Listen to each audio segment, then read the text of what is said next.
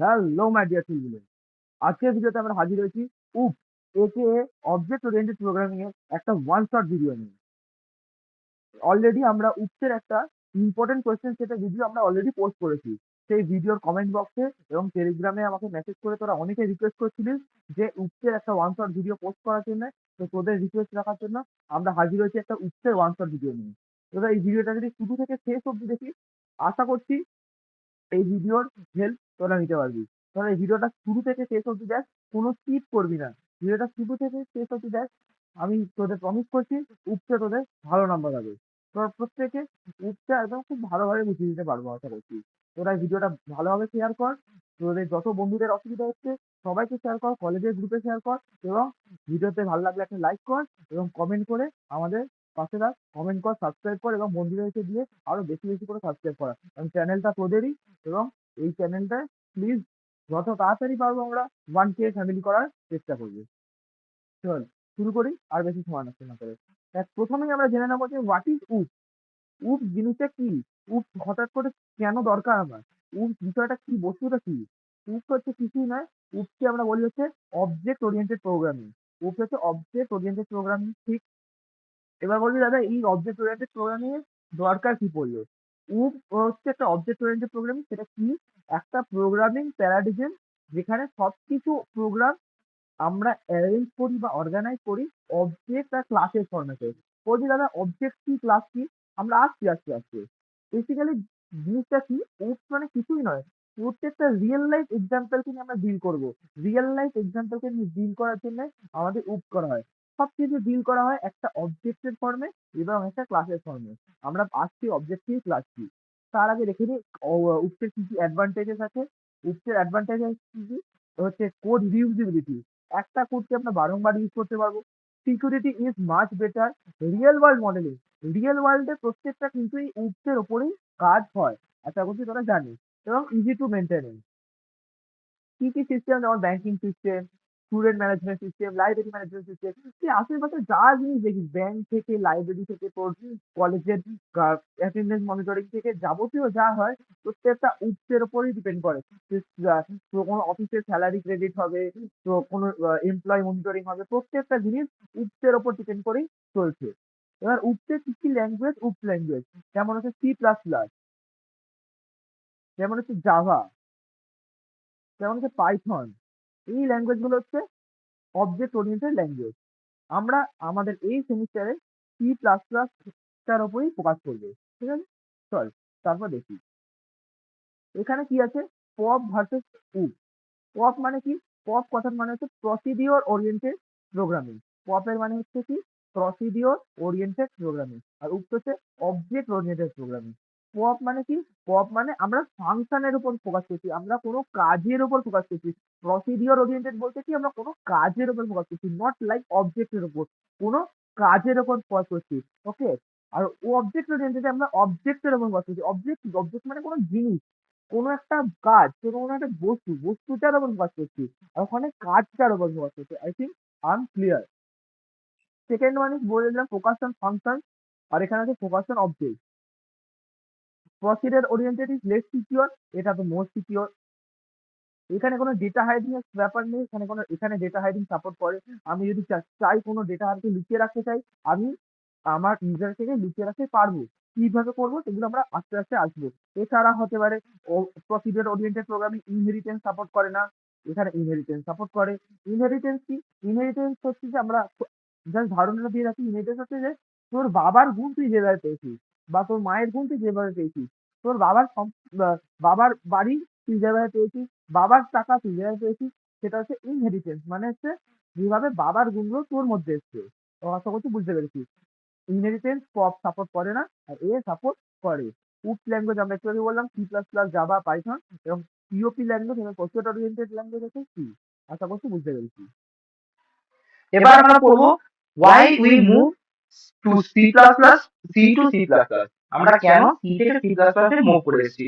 why we move C to C++, ঠিক আছে? কারণ C++ C তে কিছু লিমিটেশন ছিল এবং C++ এগুলোকে কমপ্লিট করেছে। যেমন কি অবভিয়াসলি একটু আমি বললাম যেকোনো প্রসিডিউর ওরিয়েন্টেড ল্যাঙ্গুয়েজে যেটা প্রবলেম, কোনো ডেটা হাইডিং নেই, কোনো ক্লাস অবজেক্টের কনসেপ্ট নেই, ইনহেরিটেন্স সাপোর্ট করে না, পলিমরফিজম সাপোর্ট করে না, এইসব জিনিসপত্র সাপোর্ট করে না, সেগুলো সাপোর্ট করছে। ইনহেরিটেন্স সাপোর্ট করে, এনক্যাপসুলেশন, পলিমরফিজম এইসব সাপোর্ট করে, ক্লাসেস অবজেক্ট সাপোর্ট করে, এইগুলো করে। এগুলো জাস্ট একটু পড়ে রাখবি।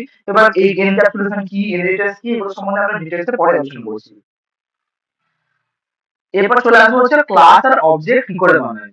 ক্লাস আর অবজেক্ট কি করে বানায় আমরা দেখি। প্রথমে বলি যে ক্লাস জিনিসটা কি। ক্লাস কি? Class is a blueprint or template for creating object. তারা ভালোভাবে বলো, ক্লাস মানে কিছুই নয়, class is a blueprint. Blueprint মানে কি? ব্লুপ্রিন্ট মানে হচ্ছে ধর তুই একটা কোনো কাজ করবি, কাজটা জাস্ট প্ল্যানিংটা, জাস্ট কাজটা তুই এক্সিকিউট করছিস না, তুই জাস্ট আগে একটা খাতা প্ল্যান করছিস যে এটা হ্যাঁ এটা এভাবে হবে, ওটা ওভাবে হবে, সেটা সেভাবে হবে। ধর তুই, আমি তোকে একটা এক্সাম্পল দিলাম, ক্লাস কোনটা? ক্লাস হচ্ছে না তুই দুর্গাপূজায় কলকাতায় ঠাকুর দেখতে যাবি। লেটেস্ট আমি অ্যাজিউম করছি আমার কলকাতায় বাড়ি নয়, আমার বাড়ি ধর দূরে কোথাও, কলকাতা থেকে দূরে কোথাও, আমি কলকাতাকে তেমন ভালো করে চিনি না, আমি দুর্গাপূজায় কলকাতায় ঠাকুর দেখতে চাই, তাহলে আমি কি করবো? আগে কলকাতাতে দেখবো, আমি একটু বা ফোন দেখে রিসার্চ করে বা চ্যাটজিপিটি কে জিজ্ঞেস করে আমি জানবো যে কলকাতাতে কি কি জায়গায় ভালো ভালো ঠাকুর হয়, সেগুলো আমি আগে রিসার্চ করে দেখবো।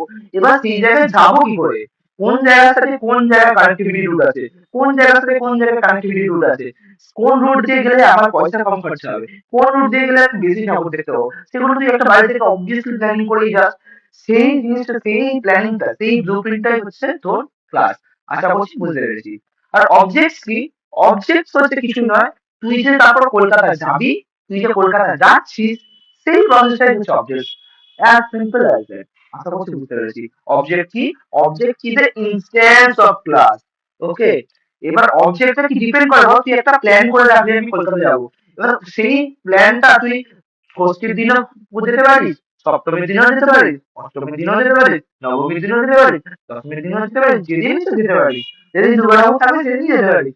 তার মানে কি এটা ডিপেন্ড করছে তুই কবে যাচ্ছিস? অবভিয়াসলি ডিপেন্ড করছে না। তাহলে অবজেক্টের ইনস্ট্যান্স হবে ক্লাস, মানে ক্লাসটার এক্সিকিউশনটা, ক্লাসটার ইনস্ট্যান্সটা হচ্ছে অবজেক্ট। আশা করছি বোঝাতে পেরেছি।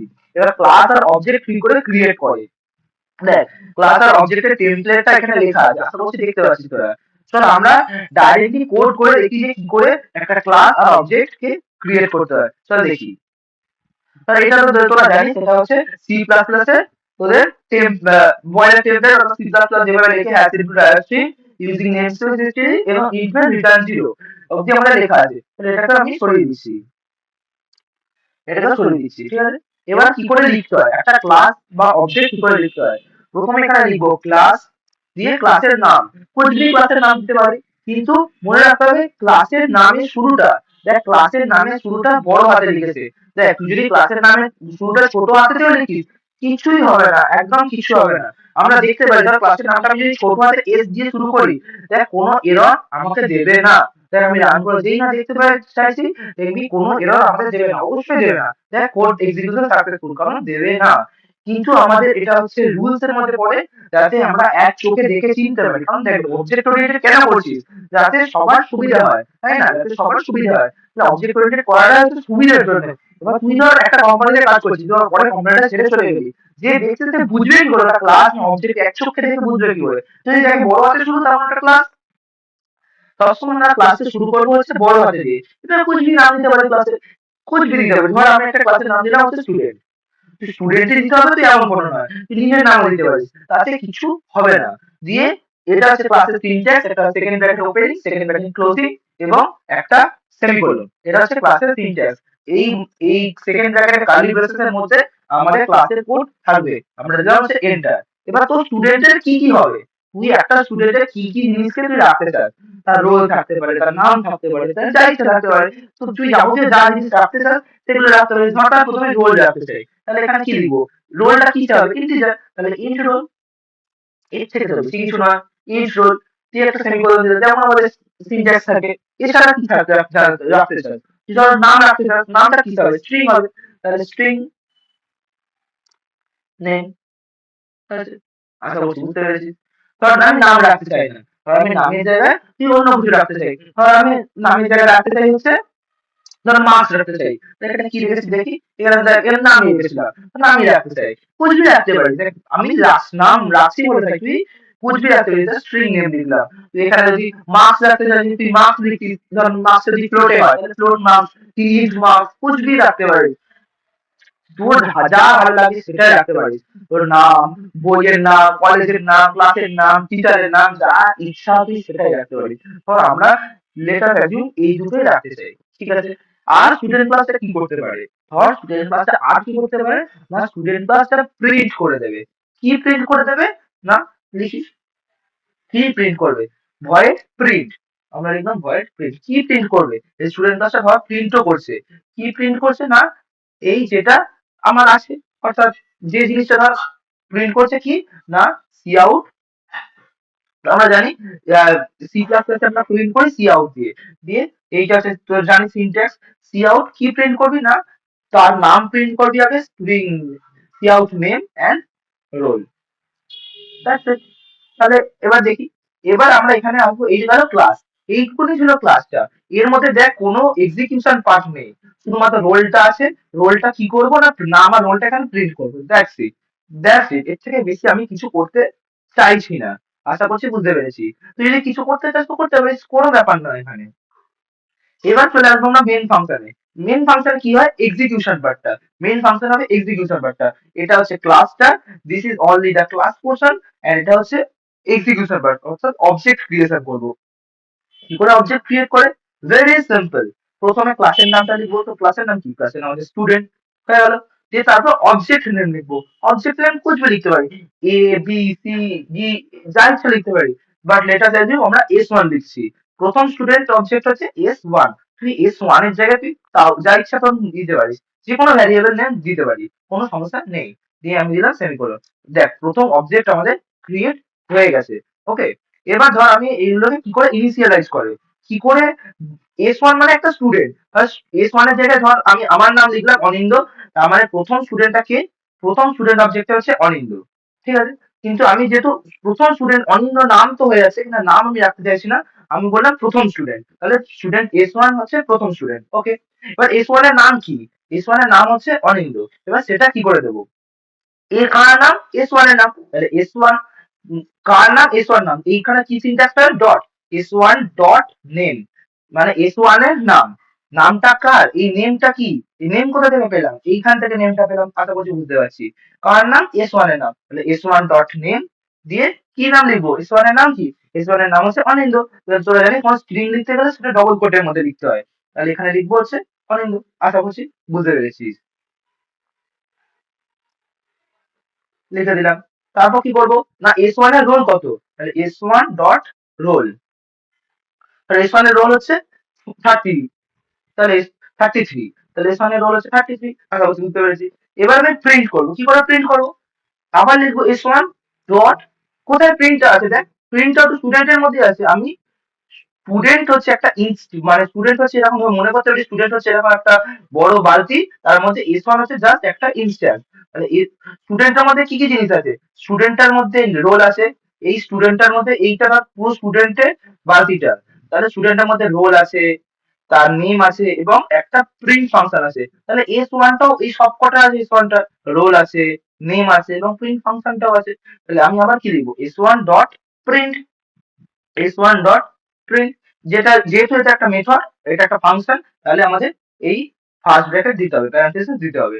দিয়ে যেই না সেমিকোলন দিলাম, এবার রান করলে আমি কি আউটপুট এক্সপেক্ট করছি না, প্রথমে অনিন্দ আসবে এবং এখানে একটা আমরা স্পেস দিয়ে দিই, যাতে আমরা বুঝতে পারি ভালো করে। এখানে আমরা একটা এরকম স্পেস দিয়ে দিলাম এবং স্পেস দিয়ে রোল আসবে, অর্থাৎ 33। চল দেখি রান করে দেখি আসে নাকি। দেখ নাও ইটস ফাইন। দেখ প্রথমে আমাদের একটা এরর দিয়েছিল, কি এরর দিয়েছিল না, আমরা এখানে পাবলিক লেখাটা লিখিনি, কি লিখিনি, এই যেখানে আমরা এই ভ্যারিয়েবল গুলো ইনিশিয়ালাইজ করছি, ইন্ট রোল স্ট্রিং নেম, তার আমাদের আগে আমাদের একটা পাবলিক লিখতে হবে। পাবলিক লেখাটা কি, পাবলিক হচ্ছে একটা অ্যাক্সেস মডিফায়ার, পাবলিক হচ্ছে একটা অ্যাক্সেস মডিফায়ার। এই পাবলিক লেখাটা কি তাকে ডিনোট করে না, এই যে যেগুলো আছে, এই ইন্টিজার এবং স্ট্রিং নামটা সবার জন্য অ্যাক্সেসেবল, সবার জন্য অ্যাক্সেসেবল, মানে এই স্টুডেন্ট ক্লাসের জন্য অ্যাক্সেসেবল এবং মেন ফাংশনের জন্য অ্যাক্সেসেবল, কারণ আমি এখানে ইনিশিয়ালাইজ করছি।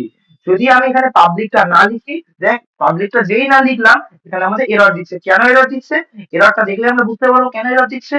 দেখ এখানে বলছে যে এই এই প্রাইভেট হয়ে আছে, মানে যদি আমরা পাবলিক না লিখি ওটা বাই ডিফল্ট প্রাইভেট ফর্ম থাকে। তাহলে এই কোশ্চেনটা তোদের দেয় এসএকিউতে, কোনো ভ্যারিয়েবল যদি পাবলিক না লেখা থাকে তাহলে সেটা বাই ডিফল্ট প্রাইভেট হয়ে থাকে। তাহলে আমরা এখানে এটা কি থাকবে, এটা হচ্ছে পাবলিক। তাহলে এটা কি থাকবে, কন্ট্রোল সেট করি, দেখ পাবলিক। যেই না আমরা রান করবো তাহলে আমি কি এক্সপেক্ট করছি, অনিন্দ এবং 33, অনিন্দ স্পেস 33 রান করলাম, দেখি কি আছে। And exactly Anindya space 33। I think বুঝতে পারছিস। এরপর চলে আসি ক্লাস অবজেক্ট কি করে বানাতে হয়। আশা করছি ক্লিয়ারলি একটা ধারণা দিতে পেরেছি। প্রথমে ক্লাস নেম, একটা কার্লি ব্রেসেস, এখানে সেমিকোলন দিতে ভুলবো না, এবং এখানে পাবলিক লিখবো, পাবলিক দিয়ে কোলন, এর আমাদের যা ভেরিয়েবল দরকার সব নাম দেবো, দিয়ে তুই যদি কোনো মেথড রাখতে চাস সেই মেথড গুলো রাখতে পারি। এখানে আমরা প্রিন্ট আমরা রেখেছি। এখানে স্টুডেন্ট দিয়ে অবজেক্ট নেম, এটা হচ্ছে স্টুডেন্ট ক্লাস নেম, তারপর অবজেক্ট নেম হয়ে গেল, এবং পরবর্তীকালে S1 ডট নেম এবং S1 ডট রোল এইসব করে দিলাম। আশা করছি বুঝতে পেরেছিস। তারপর প্রিন্ট ফাংশনটাকে বললাম, তাহলে প্রিন্ট করে দিল। নেক্সট আমরা আসি, এটা এখানে লেখা আছে এর রিয়েল লাইফ এক্সাম্পল কি, ক্লাস আর অবজেক্টের। ক্লাসটা হচ্ছে কি, একটা ধর কার ডিজাইন করতে চাই, একটা ধর তুই বানাচ্ছিস হচ্ছে একটা কার বানাচ্ছিস, একটা গাড়ি বানাবি। এবার গাড়িটা ধর ছোটখাটো ধর গাড়ি বানিয়েছিস, ধর একটা গাড়ি বানাবি। গাড়িটা বানানোর জন্য তো কিন্তু একটা ডিজাইন বানাতে হবে না, তাই না বল? এবার সেই ডিজাইনটার উপর বেস করে তুই একটা গাড়ি বানা, দুটো গাড়ি বানা, তিনটে বানা, 10টা বানা, এনিথিং বানা না। ধর তুই তোদের কলেজে তুই ধর ধর একটা গাড়ি বানানো কম্পিটিশন, যে ছোট ছোট যে রিমোট কন্ট্রোল গাড়িগুলো হয়, তার জন্য তুই আগে জিনিসগুলো ভাববি যে কি বানাবি, কি করে বানাবি। এবার যেই না তুই প্ল্যানিংটা বানিয়ে নিলি যে কি করে জিনিসটা বানানো হবে, এবার তুই একটা গাড়ি বানা, দুটো গাড়ি বানা, 10টা বানা, কি ফারাক পড়ে, তুই যতগুলো ইচ্ছা বানা। তাহলে সেটাই বলতে বলা হচ্ছে যে ক্লাসটা হচ্ছে কার্ড ডিজাইন এবং অবজেক্ট হচ্ছে অ্যাকচুয়াল কার্ড।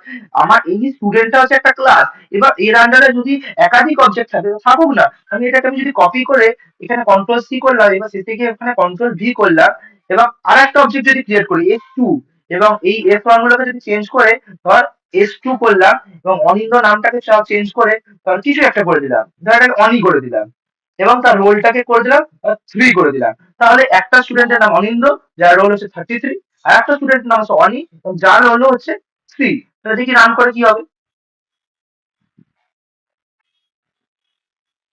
এই দেখ, অনিন্দ 33 এবং অনি 3। আশা করছি বুঝতে পেরেছিস। এটা একই লাইনে এসে গেছে, যেহেতু আমরা এখানে মাঝে একটা সি আউট এন্ডেল দিয়ে দিলেই পরের লাইনে চলে আসবে, সেটা বাদ দিচ্ছি। আশা করছি বুঝতে পারছিস কি বলে দিতে চাইছি। আর এই গেল তোদের ক্লাস এবং অবজেক্ট, ঠিক আছে। এবার আসবো আমরা এই এই অ্যাক্সেস স্পেসিফায়ার কনস্ট্রাক্টর এইসব পরে আসছি আমরা। তার আগে আমরা একটু বলার চেষ্টা করি কি, না তার আগে আমরা একটু বলার চেষ্টা করি যে আমাদের উপসের 4টে পিলার্স হয়। উপসের 4টে পিলার, তুই যদি আমাদের ইম্পর্টেন্ট ভিডিওটা দেখিস, ইম্পর্টেন্ট কোশ্চেন প্রথম কোশ্চেন এটা আছে যে উপসের 4টে পিলার বা 4টে ফিচার্স হয়। যাই দিক না কেন কোশ্চেনটা, কি কি হয়, একটা হচ্ছে অ্যাবস্ট্রাকশন, 2 নম্বর হচ্ছে এনক্যাপসুলেশন, ওকে, 3 নম্বর হচ্ছে ইনহেরিটেন্স, 4 নম্বর হচ্ছে পলিমরফিজম। এই 4টে যদি তোরা ভালো করে পড়ে নিস, that's your 95% of your syllabus. Okay, আমি বলছি বুঝতে পেরেছি। আমরা একটা একটা করে ভালোভাবে বোঝার চেষ্টা করি। প্রথমে আমরা বলি এনক্যাপসুলেশন, কারণ সব থেকে সোজা, ওটা দিয়ে আমরা শুরু করি। প্রথমে আমরা কোনটা বলবো হচ্ছে এনক্যাপসুলেশন। এনক্যাপসুলেশন চল বোঝানোর চেষ্টা করি। মানে encapsulation is very simple. Already encapsulation আমরা পড়িয়ে দিয়েছি, তোরা জানিস না, বাট আমরা পড়িয়ে দিয়েছি এনক্যাপসুলেশন। কোথায় এনক্যাপসুলেশন পড়িয়ে দিয়েছি? এনক্যাপসুলেশন কি? এনক্যাপসুলেশন হচ্ছে wrapping data and functions into a single unit, that is a class. তার মানে কি বলছে, মানে একটা পুরো ডেটা এবং ফাংশনকে, একটা পুরো ডেটা এবং ফাংশনকে একটা ইউনিটের মধ্যে র্যাপ করাকে, মানে ধর এনক্যাপসুলেশন কথাটা মানে হচ্ছে র্যাপিং, মানে একটাই মাসের, তার মধ্যে এখানে আছে ডেটা এবং এখানে হচ্ছে ফাংশন, একটাই তার মধ্যে র্যাপ করছি, তার পুরোটা নাম দিচ্ছি আমরা হচ্ছে ক্লাস। দ্যাটস ইট, ওটাই তো এনক্যাপসুলেশন। আশা করছি বুঝতে পেরেছিস কি বলছি। আর একটাই পুরো জিনিস, তার পুরোটার মধ্যে আর একটা এরকম ক্যাপসুল। ক্যাপসুল মানে একটা আমাদের ক্যাপসুল, এবার ক্যাপসুলের মধ্যে অর্ধেকটা আছে ডেটা, অর্ধেকটা আছে ফাংশন, এবং পুরো ক্যাপসুলের নাম হচ্ছে ক্লাস। এটাই এনক্যাপসুলেশন, মানে পুরো ডেটা ফাংশনটাকে একটাই সিঙ্গেল ইউনিটের মধ্যে র্যাপ আপ করা। আশা করছি কি বলছি একদম ক্লিয়ারলি বোঝাতে পেরেছি। দেখ অলরেডি পড়িয়ে দিয়েছি। দেখ এই যে ক্লাস, এই ক্লাসটাই তো একটা এনক্যাপসুলেশন। এই যে আমরা একটা ক্লাস লিখলাম, এখানে এই একটা ক্লাস, এই ক্লাসের মধ্যে দেখ না ডেটা কোনগুলো, দেখ এই দেখ ডেটা, যে আর ফাংশন কোনগুলো, এই যে ফাংশন, এখানে একটা ডেটা লিখেছি, এখানে একাধিক ডেটা থাকলে কি হতো? কিছুই হতো না। একাধিক ডেটা থাকতো তো কিছুই হতো না, তো কি হতো? তাহলে এটা হচ্ছে ডেটা এবং এটা হচ্ছে ফাংশন। তাহলে এই পুরো ডেটা ফাংশনটাকে একটাই সিঙ্গেল ইউনিটের মধ্যে র্যাপ করেছি এবং সেটাই হচ্ছে এনক্যাপসুলেশন। আশা করছি বুঝতে পেরেছি। তাহলে এনক্যাপসুলেশন এক্সাম্পল কি? তোরা যদি ইম্পর্টেন্ট ভিডিওটা দেখিস, দেখবি যে আমরা ওখানে বারবার বলেছি যে প্রত্যেকটা এক্সাম্পল দিয়ে এক্সপ্লেন করবি, এক্সাম্পল দিয়ে এক্সপ্লেন করবি। তাহলে এনক্যাপসুলেশন এক্সাম্পল কি? এই একটা ছোট্ট ক্লাস লিখে দিবি, ওটা এক্সাম্পল। যখন তুই পরীক্ষায় এক্সাম্পল লিখবি, যদি না তোকে কোড লিখতে দেয়, শুধুমাত্র এক্সাম্পল লিখতে দেয়, তাহলে এত কিছু লেখার দরকার নেই। শুধুমাত্র এই ছোট ক্লাসটা লিখলেই হবে। এই অবজেক্টটা লিখতে হবে না, শুধুমাত্র এই এইটুকুন পার্ট যদি এনক্যাপসুলেশন এক্সাম্পলে দেওয়া যথেষ্ট। আশা করছি বুঝতে পেরেছি। কারণ জাস্ট ওকে স্নিপেটসটা চেয়েছে এক্সাম্পলে। দেখ সেটাই দেওয়া আছে, একটা ক্লাসের এক্সাম্পল দেওয়া আছে। এবার এর একটা রিয়েল লাইফ এক্সাম্পল ভাবি। এনক্যাপসুলেশন একটা রিয়েল লাইফ এক্সাম্পল কি? তার একটা এটিএম মেশিন আছে, একটা এটিএম মেশিন আছে। একটা এটিএম মেশিন কি কি কাজ করতে পারে? এটিএম মেশিন একটা টাকা নিতে পারে, টাকা তুই উইথড্র হবে, টাকা ডিপোজিটও হয়, তোরা জানিস এটিএম মেশিন থেকে। এছাড়া এটিএম মেশিনে কি হয়? নিজের ব্যাংকে টাকা ডিপোজিট হয়, অপর ব্যাংকের হয়। তাহলে এই সবকটা কাজকে একটাই মেশিনের মধ্যে র্যাপ করা হয়েছে। মানে একটাই মেশিনের মধ্যে উইথড্র হচ্ছে, ডিপোজিটও হচ্ছে। যখন যেটা করতে চাইছি তখন সেটা হচ্ছে। তুই যদি উইথড্র করতে চাস উইথড্র হবে, ডিপোজিট করতে চাইলে ডিপোজিট হবে। তুই যেটা করতে চাইবি সেটাই হবে। এটিএম হচ্ছে একটাই মেশিন যার মধ্যে দুটো একাধিক কাজকে আমরা র্যাপ করেছি। তাহলে এই প্রসেসটাই হচ্ছে এনক্যাপসুলেশন। তাহলে এই পুরো নামটাকে কি বলছে? এটিএম। তাহলে এই প্রসেসটাই হচ্ছে এনক্যাপসুলেশন। আশা করছি বুঝতে পেরেছিস। রিয়েল লাইফ এক্সাম্পল দেওয়া আছে এটিএম মেশিন। আশা করছি বোঝাতে পারলাম। এনক্যাপসুলেশন কি? একটা সিঙ্গেল ইউনিটের মধ্যে র্যাপ আপ করে দেওয়া। That's it. আশা করছি খুব ক্লিয়ারলি আমরা বোঝাতে পারলাম। এবার আমরা এক্সপ্লেন করবো যে অ্যাবস্ট্রাকশন। এনক্যাপসুলেশন বললাম, এবার আমরা এক্সপ্লেন করবো কি অ্যাবস্ট্রাকশন। অ্যাবস্ট্রাকশন কি জিনিস? Abstraction is very simple. Abstraction মানে showing essential information, hiding implementation details. তার মানে কি? এর মানে ধর একটা তুই গাড়ি চালাচ্ছিস, ধর তুই একটা গাড়ি চালাচ্ছিস, লেটস সে গাড়ি চালাচ্ছিস তুই, যখন ধর একটা তোকে আমি বললাম যে তুই একটা, তোকে আমি স্কুটি শেখাচ্ছি। তাহলে কয়টা মানুষ স্কুটি শেখাচ্ছি, স্কুটিটা শেখাচ্ছি, তোকে বললাম যে হাতে ব্রেক আছে, এখানে হাত দিয়ে স্পিড বাড়ে, হাতে ব্রেক আছে।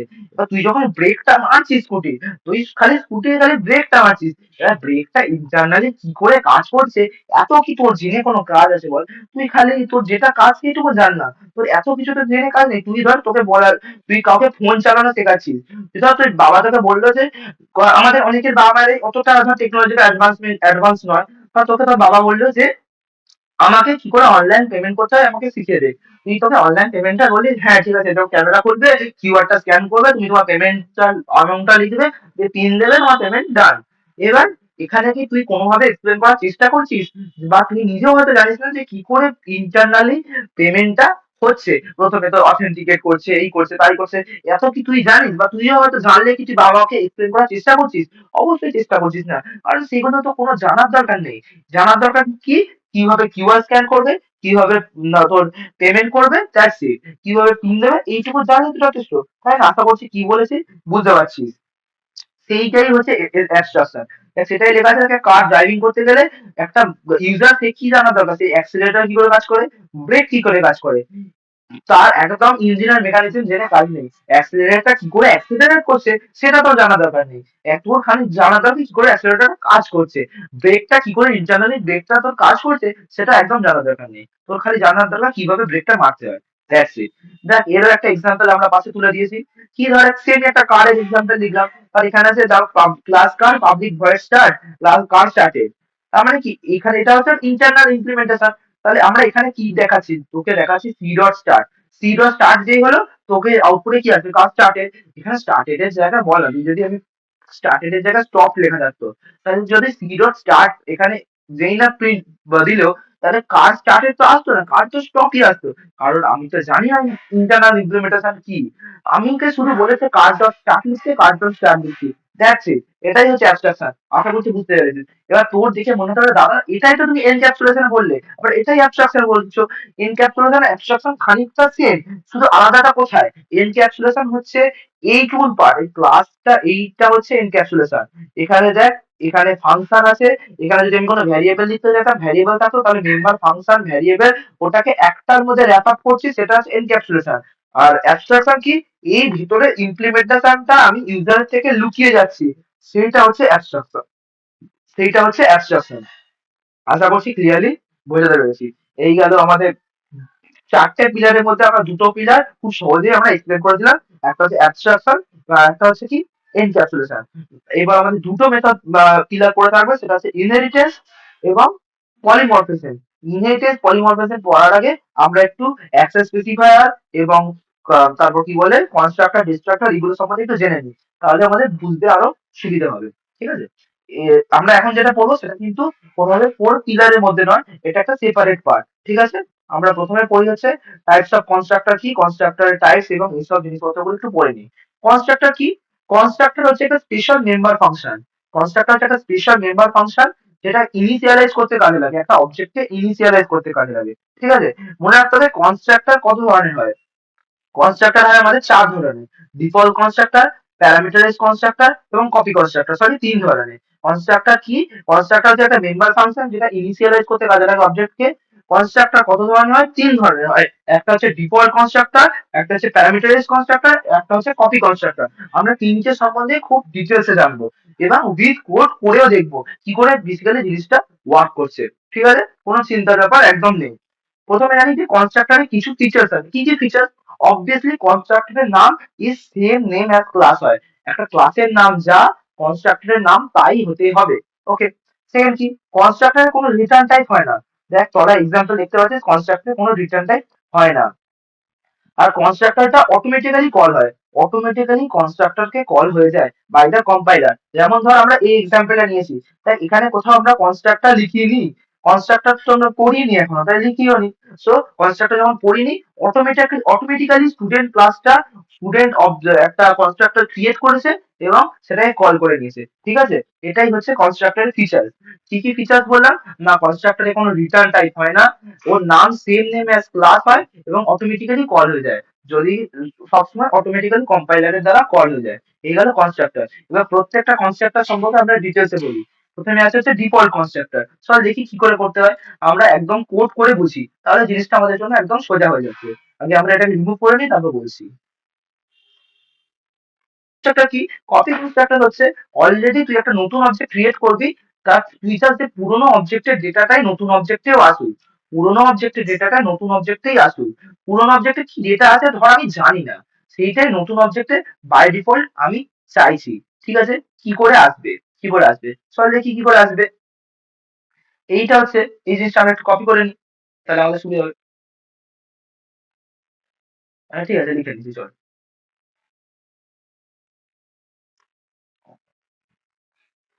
না হয় এবার আমরা দেখবো কপি কনস্ট্রাক্টর। কপি কনস্ট্রাক্টর কি? কপি কনস্ট্রাক্টর ক্রিয়েট করার জন্য কি করতে হবে? না, এখানে আমরা লিখলাম স্টুডেন্ট ক্লাস নেম, মানে কনস্ট্রাক্টরের নেম, প্যারান্থেসিসের মধ্যে কি লিখবো? না, আমরা এখানে একটা অবজেক্ট লিখবো। এই জিনিসটা আমরা আসছি পরে। তার আগে এখানে কি লিখবো?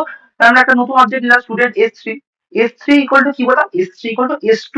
মানে S2 এর মধ্যে যা ডেটা আছে সেগুলো S3 এর মধ্যে দিয়ে দাও। S2 এর মধ্যে যে ডেটা আছে সেগুলো S3 এর মধ্যে দিয়ে দাও। তুই যদি চাইতিস এখানেও ইকুয়াল টু S2 লিখতে পারিস, তাতে কোনো সমস্যা নেই। এটা এক লাইনে লিখলাম, আলাদা লাইনে লিখলাম, ডাজেন্ট ম্যাটার। মানে S2 ডেটা গুলো S3 এর মধ্যে দিয়ে দাও, তাহলে ডেটা গুলো কার যাচ্ছে? S2 যাচ্ছে। তাহলে S2 টা কি? S2 টা হচ্ছে একটা অবজেক্ট, তাহলে একটা অবজেক্টের মধ্যে নিতে হবে। তাই নিয়েছি স্টুডেন্ট এম্পারসেন্ট এস। একটা এস হচ্ছে স্টুডেন্ট এস হচ্ছে একটা অবজেক্ট, স্টুডেন্ট এস এই অবধি হচ্ছে একটা অবজেক্ট। এবার বলবি যে দাদা এম্পারসেন্ট দিচ্ছে কেন? এবার বল না, S2 তো একটা অবজেক্ট, অবজেক্টে কি কি আছে? একটা রোল আছে, একটা রোল আছে, এই যে একটা রোল আছে, একটা নেম আছে। এবার রোল নেবো না নেম নেবো, আমি বুঝবো কি করে কোনটা নেবো? পুরোটাই নিতে হবে। তাই জন্য আমাকে এম্পারসেন্ট দিতে হবে, মানে রোলটাও নেবো এবং নেমটাও নেবো। আশা করছি কি বলছি ক্লিয়ারলি বুঝতে পেরেছি। জিরো চলে আসবে, তার আগে আমাকে এটা লিখে নিতে হবে প্যারামিটারাইজ কনস্ট্রাক্টরে কি, না আমার যে নামটা, এই এন এর মধ্যে যে ডেটাটা এসছে সেটাই হচ্ছে আমার নাম, তাহলে নেম ইকুয়াল টু এন। আর আমার আর এর মধ্যে যে ডেটাটা এসছে সেটাই হচ্ছে আমার রোল, মানে রোল ইকুয়াল টু আর। তুই যদি এটাকে উল্টো লিখে দিস তবুও যদি অ্যান্সার জিরো চলে আসবে। কেন জিরো চলে আসবে? না, এন বলে তো কিছু নেই। তুই যদি লিখিস ধর by chance N equal to name, তাহলে কি হচ্ছে? যা কি হচ্ছে না, তুই এইখানে অনিন্দ যে ডেটাটা পাঠাচ্ছি নিচ্ছে তো এন এর মধ্যে, তুই বলছিস এন ইকুয়াল টু নেম, তাহলে নেমের মধ্যে তো কিছু নেই রে বাবা। তাহলে আবার তো এন ইকুয়াল টু নেম দিয়ে বললি, নেমের মধ্যে কিছু নেই, যখন এনটা কিছু নেই হয়ে গেল, না হয়ে গেল, তাহলে এটা হলে হবে না। তাহলে আমার এখানে হবে কি নেম ইকুয়াল টু এন, মানে এন এর মধ্যে যে ডেটাটা নিলাম সেটাই হচ্ছে আমার নাম, আর রোলে আর এর মধ্যে যে ডেটাটা নিলাম সেটাই হচ্ছে আমার রোল। তাহলে আমরা এখানে যেই রান করলাম, রান করলে কি এক্সপেক্ট করছি? এক্স্যাক্টলি সেটা, না ডিফল্ট কনস্ট্রাক্টর কল, তারপর প্যারামিটারাইজ কল এবং লাস্টে কপি কনস্ট্রাক্টর। আশা করছি বুঝতে পেরেছিস কি হচ্ছে। খুব ক্লিয়ারলি আমরা বোঝানোর চেষ্টা করলাম। প্রথমে ডিফল্ট কনস্ট্রাক্টর, প্যারামিটার কনস্ট্রাক্টর এবং শেষে হচ্ছে কপি কনস্ট্রাক্টর। কপি কনস্ট্রাক্টরটা আমরা একবার শর্টে বলে দিই না, প্রথমে হচ্ছে আমরা এখানে স্টুডেন্ট এস থ্রি করে এস থ্রি লিখলাম, মানে কপি কনস্ট্রাক্টর কল হলো, মানে এস টু ডেটা করে এস থ্রি তে দিয়ে দিলাম, তাহলে এস টু হচ্ছে একটা অবজেক্ট, তাহলে এখানে একটা অবজেক্ট দিয়ে নিলাম স্টুডেন্ট এস, এবং এস এর যেহেতু এস টু যেহেতু সব কটা জিনিস নিবো, তাই জন্য আমরা এখানে অ্যাম্পারস্যান্ড ইউজ করলাম। দিয়ে আমরা এখানে লিখে দিলাম name S equal to S dot name, মানে এস এর যে নামটা সেটাই আমার হচ্ছে নাম, এবং রোল হচ্ছে এস ডট রোল, মানে এস এস এর যে রোলটা সেটাই হচ্ছে আমার রোল। দিয়ে আমরা এখানে যেই S three dot name S three dot roll print করলাম, দেখলাম অনিন্দ এবং 33 এলো, কারণ দেখ এস থ্রি কিন্তু কোথাও আমরা ডেটা দিইনি, এস টু ডেটাটাই ও কপি করে নিয়েছে এখানে। আশা করছি বুঝতে পেরেছি। আর কিন্তু আমরা ভুলবো না প্যারামিটার কনস্ট্রাক্টরে এই লাইনটা লিখতে, কেন না, নয়তো ডেটাটা আসবে না, নয়তো কপি কনস্ট্রাক্টর ডেটাটা জিরো হয়ে যাবে। যদি আমরা এই লাইনটা না লিখি কপি কনস্ট্রাক্টর ডেটাটা জিরো হয়ে যাবে। কি লাইনটা না, নেম ইকুয়াল টু এন আর রোল ইকুয়াল টু আর, মানে এই যে এন এর মধ্যে যে ডেটাটা এসেছে সেটা নামের, ওটাই হচ্ছে নাম, আর আর এর মধ্যে যে ডেটাটা এসেছে সেটাই হচ্ছে আমার রোল। আশা করছি বুঝতে পেরেছি। করলাম। এবার আমরা করবো হচ্ছে ডিস্ট্রাক্টর। ডিস্ট্রাক্টর কি জিনিস? কনস্ট্রাক্টরে খালি অপোজিটটাই হচ্ছে ডিস্ট্রাক্টর। ডিস্ট্রাক্টর কি জিনিস? কনস্ট্রাক্টর হচ্ছে কোন অবজেক্টকে কনস্ট্রাক্ট করছে, ডিস্ট্রাক্ট হচ্ছে ওই অবজেক্টটা যতটা জায়গা ধরে রাখছে। অর্থাৎ একটা ধর এই ক্লাস, তো এই ক্লাসের মধ্যে ধর এস ওয়ান স্টুডেন্ট ক্লাস, তার মধ্যে এস ওয়ান হচ্ছে একটা অবজেক্ট। অবজেক্ট মানে কি? তার একটা ইনস্ট্যান্স। সেই ইনস্ট্যান্সটাকে ডিস্ট্রয়, সেই ইনস্ট্যান্সটাকে ডিস্ট্রয় করার জন্য সেই ইনস্ট্যান্সের কিছু রিসোর্স, মানে কিছুটা জায়গা, কিছুটা মেমোরি, কিছুটা কিছু অ্যালোকেট হচ্ছে, সেই রিসোর্সটাকে ডিস্ট্রয় করার জন্য, সেই রিসোর্সটাকে ডিস্ট্রয় করার জন্য যেটা ইউজ হয় সেটা হচ্ছে ডিস্ট্রাক্টর। কি কি ফিচার্স? সেম কনস্ট্রাক্টরের মতোই, ডিস্ট্রাক্টরও সেম নেম অ্যাজ ক্লাস, কিন্তু ডিস্ট্রাক্টরের সামনে এরকম একটা টিল্টেড সিম্বল ইউজ হয়, এরকম একটা টিল্টেড সিম্বল ইউজ করা হয়। ডিস্ট্রাক্টরের কোনো রিটার্ন টাইপ নেই কনস্ট্রাক্টরের মতো, এটাও অটোমেটিক্যালি কল হয়। আশা করছি বুঝতে পেরেছি। ডিস্ট্রাক্টরে কি কাজ না, ওই ধর একটা স্টুডেন্ট এস ওয়ান একটা করা হয়েছে, এস ওয়ান এর অবজেক্টটা যতটা রিসোর্স অ্যালোকেট হয়েছে সেটাকে ডিস্ট্রয় করবে বা সেটাকে ডিলিট করবে, অ্যাজ সিম্পল অ্যাজ দ্যাট। চল দেখে নিই এক্সাম্পল। তাহলে এটা হচ্ছে আমাদের যেটা করছিলাম আমরা, যে এখানে একটা ডিফল্ট কনস্ট্রাক্টর যেটা ছিল, আমরা এখানে স্টুডেন্ট এস ওয়ান একটা কিছু অবজেক্ট ক্রিয়েট করলেই এই ডিফল্ট কনস্ট্রাক্টরটা অটোমেটিক্যালি কল হয়ে যেত। হ্যাঁ, আমি বলছি বুঝতে পারছি। এবার ডিস্ট্রাক্টর কি? জাস্ট এটাকেই আমরা কপি করব, কন্ট্রোল সি, এবং এখানে আমরা কন্ট্রোল ভিতে পেস্ট করব। খালি সামনে একটা ইউজ করবো হচ্ছে আমরা টিল্টেড সাইন। টিল্টেড সাইন যেই না সামনে আমরা একটা ইউজ করব, সঙ্গে সঙ্গে এটা কি হয়ে যাবে, এটা হয়ে যাবে হচ্ছে ডিস্ট্রাক্টর সামনে। ওকে, তাহলে এটা হয়ে যাবে আমাদের ডিস্ট্রাক্টর। আমরা এখানটা বোঝার জন্য আমরা এখানটা লিখে দিচ্ছি, দিস ইজ ডিস্ট্রাক্টর। ডিস্ট্রাক্টর। তাহলে আমরা এখানে যদি যেই না এটাকে স্টুডেন্ট এস ওয়ানটাকে যেই রান করবো, দেখ এখানে তো আমরা কিছুই লিখিনি। স্টুডেন্ট এস ওয়ানটা শুধুমাত্র রান হওয়া মানে ডিফল্ট কনস্ট্রাক্টরও যেমন অটোমেটিক্যালি কল হবে, ডিস্ট্রাক্টরও তেমনি অটোমেটিক্যালি কল হবে। মানে এস ওয়ান যা যা জায়গা ধরে নিয়ে রেখেছে বা যা মেমোরি অ্যালোকেট করছে সব ও ডিলিট করে দেবে। আশা করছি বুঝতে পেরেছি। চলো রান করে দেখি। রান। এই যে default constructor call and destructor call. আশা করছি ডিস্ট্রাক্টরও খুব সহজে বুঝতে পেরেছিস। এবার আমরা করবো হচ্ছে অ্যাক্সেস স্পেসিফায়ার। অ্যাক্সেস স্পেসিফায়ার জিনিসটা কি? অ্যাক্সেস স্পেসিফায়ার জিনিসটা কিছুই নয়, আমাদের কাছে তিনটে অ্যাক্সেস স্পেসিফায়ার হয়। একটা হচ্ছে প্রাইভেট, একটা হচ্ছে প্রোটেক্টেড, আর একটা হচ্ছে পাবলিক। ঠিক আছে? একটা পাবলিক, একটা প্রোটেক্টেড, একটা হচ্ছে প্রাইভেট। তুই যদি কিছু ডিক্লেয়ার না করিস তাহলে অটোমেটিক্যালি এটা প্রাইভেট হিসেবেই থাকে। এইগুলো হচ্ছে অ্যাক্সেস স্পেসিফায়ার। কোনো ভ্যারিয়েবল বা কোনো ফাংশন ডিক্লেয়ার করার আগে সেটাকে পাবলিক না প্রোটেক্টেড না প্রাইভেট সেটাকে আমার বলাটা জরুরি। ঠিক আছে? যদি কিছু ডিক্লেয়ার না করি তাহলে অটোমেটিক্যালি কম্পাইলার সেটাকে প্রাইভেটই মনে করে। ঠিক আছে? অ্যাক্সেস স্পেসিফায়ার কি? না, প্রাইভেট কোনো যদি ফাংশন বা ভেরিয়েবল থাকে সেটা শুধুমাত্র ইনসাইড দ্য ক্লাস শুধুমাত্র সেটা অ্যাক্সেসিবল থাকে। যদি প্রোটেক্টেড হয় সেটা class plus derived class. Derived class মানে কি? আমরা ইনহেরিটেন্সে পড়বো, ধর একটা পেরেন্ট ক্লাস আছে, পেরেন্ট ক্লাস থেকে কোনো ক্লাস যদি ডিরাইভ হয়, মানে ডিরাইভ ক্লাস হচ্ছে পেরেন্ট ক্লাসের প্রপার্টিজ গুলো যদি কোনো ক্লাসে চলে আসে সেটাকে বলবো আমরা ডিরাইভ ক্লাস। মানে সিম্পল ভাবে আমরা ভাবতে পারি পেরেন্ট ক্লাসের চাইল্ড ক্লাস, মানে বাবার ছেলে। ছেলে যদি ছেলেটা হচ্ছে ডিরাইভ ক্লাস আর বাবাটা হচ্ছে পেরেন্ট ক্লাস। আমরা পেরেন্ট ক্লাসের যে প্রপার যদি আমরা প্রোটেক্টেড থাকে সেটা পেরেন্ট ক্লাসের জিনিসপত্র ডিরাইভ ক্লাসে অটোমেটিক্যালি অ্যাক্সেসেবল থাকবে। পেরেন্ট ক্লাসের প্রপার্টি মানে পেরেন্ট ক্লাসের যত ক্লাস, মানে যত মেম্বার আছে, মানে ফাংশন আছে, ভ্যারিয়েবলস আছে, সব অটোমেটিক্যালি ডিরাইভ ক্লাসের মধ্যে চলে আসবে। কিন্তু ধর একটা কথার কথা বলছি, পেরেন্ট ক্লাসে আছে ধর আমার কাছে দুটো এলিমেন্ট আছে, একটা প্রোটেক্টেড দিয়ে, প্রোটেক্টেড দিয়ে একটা ইন্ট আছে, একটা ফ্লোট আছে। ইন্ট দিয়ে ধর কিছু একটা মাস সব কিছু আছে, ফ্লোট দিয়ে কিছু একটা আছে, ইন্ট আছে একটা ফ্লোট আছে। আর একটা আছে হচ্ছে প্রাইভেট দিয়ে ধর আছে স্ট্রিং আছে একটা কিছু। তারপর ওর যে ডিরাইভ ক্লাসটা এটা হচ্ছে বাবা, এবং তার যে ডিরাইভ ক্লাসটা, সেই ডিরাইভ ক্লাসটায় শুধুমাত্র যখন ডিরাইভ ক্লাসটা ওকে একে ডিরাইভ করছে, তখনই শুধুমাত্র কিভাবে ডিরাইভ করছে সেগুলো আমরা পরে দেখছি। তুই খালি জিনিসটা ফান্ডামেন্টালটা বুঝবো আমরা। ডিরাইভ ক্লাসটা শুধুমাত্র এই ইন্টার ফ্লোটটাকে অ্যাক্সেস করতে পারবে, এই স্ট্রিংটাকে অ্যাক্সেস করতে পারবে না। যদিও সে ওর বাবার সবকটা গুণ পাওয়ার কথা, কিন্তু যেহেতু ওটা প্রোটেক্টেড, মানে ওটা প্রাইভেট, সো ওটাকে অ্যাক্সেস করতে পারবে না, শুধুমাত্র প্রোটেক্টেডটাকে অ্যাক্সেস করতে পারবে। আর যদি পাবলিক স্পেসিফাই করা থাকে তাহলে যে কেউ সেটাকে অ্যাক্সেস করতে পারবে, যেমন আমরা এটাকে পাবলিক বলে স্পেসিফাই করেছিলাম। আচ্ছা বলছি বুঝতে পেরেছি কি বললাম না, আমাদের তিনটে প্রোফাইল, একটা হচ্ছে প্রাইভেট, একটা হচ্ছে প্রোটেক্টেড, এবং একটা হচ্ছে পাবলিক। পাবলিক মানে যে কেউ অ্যাক্সেস করতে পারবে, প্রোটেক্টেড মানে শুধুমাত্র সে এবং তার ডিরাইভ ক্লাস অ্যাক্সেস করতে পারবে, আর প্রাইভেট মানে শুধু সেই অ্যাক্সেস করতে পারবে, শুধু ওই ক্লাসটাই অ্যাক্সেস করতে পারবে। আমরা খুব একটা সোজা এক্সাম্পল দিয়ে বোঝার চেষ্টা করি। ধর আমি, ধর এটা হচ্ছে আমি, ঠিক আছে, আমার ক্ষেত্রে কি হবে, মানে খুব সহজভাবে আমরা বুঝতে পারি। কারণ আমার ক্ষেত্রে পাবলিক প্রপার্টিটা কি, আমার পাবলিক প্রপার্টিটা কি, আমার পাবলিক প্রপার্টি হচ্ছে আমার নাম। আমার নাম তো নাম, ওটা হচ্ছে পাবলিক প্রপার্টি, অবভিয়াসলি আমার পাবলিক প্রপার্টি হবে না আমার নাম। আমার নামটা তো যে কেউ অ্যাক্সেস করতে পারে। আমার নাম যে অনিন্দ, সেটা যদি তুই জানি, আমি তো ওপেনলি আমি ইউটিউবে বলছি, তাতে কি যায় আছে, কে আমার নাম নিয়ে কি করবে? আমার নামটা আমি পাবলিক বলি, তাতে তো কোনো সমস্যা থাকার কথা নয়। সো আমার নাম যে প্রপার্টি সেটা হচ্ছে পাবলিক। আশা করছি বুঝতে পেরেছিস। কিন্তু তারপর তাহলে প্রোটেক্টেড কোনটা? প্রোটেক্টেড হচ্ছে আমার আধার ডিটেলস, আমার আধার ডিটেলস, আমার ব্যাংক ডিটেলস, আমার প্যান কার্ডের ডিটেলস, যত যা ডকুমেন্ট আছে তার ডিটেলস গুলো, সেটা হচ্ছে প্রোটেক্টেড। কেন প্রোটেক্টেড? প্রোটেক্টেড হচ্ছে কারণটা, না আমার ওই ডিটেলস গুলো শুধুমাত্র আমার ফ্যামিলি মেম্বাররাই অ্যাক্সেস করতে পারবে। মানে ডিআই প্লাস মানে এক্স্যাক্টলি ধর আরো আহ, এই আমার ডকুমেন্টস গুলো অ্যাক্সেস শুধুমাত্র আমার ফ্যামিলি মেম্বার, মানে আমার থেকে যারা ডিডাক্ট হয়েছে, মানে আমার ছেলে মেয়েরা কথা কথা, আর 10-15 বছর পর আমার ছেলে মেয়েরাই অ্যাক্সেস করতে পারবে, আর আদার্স পার্সনরা নয়।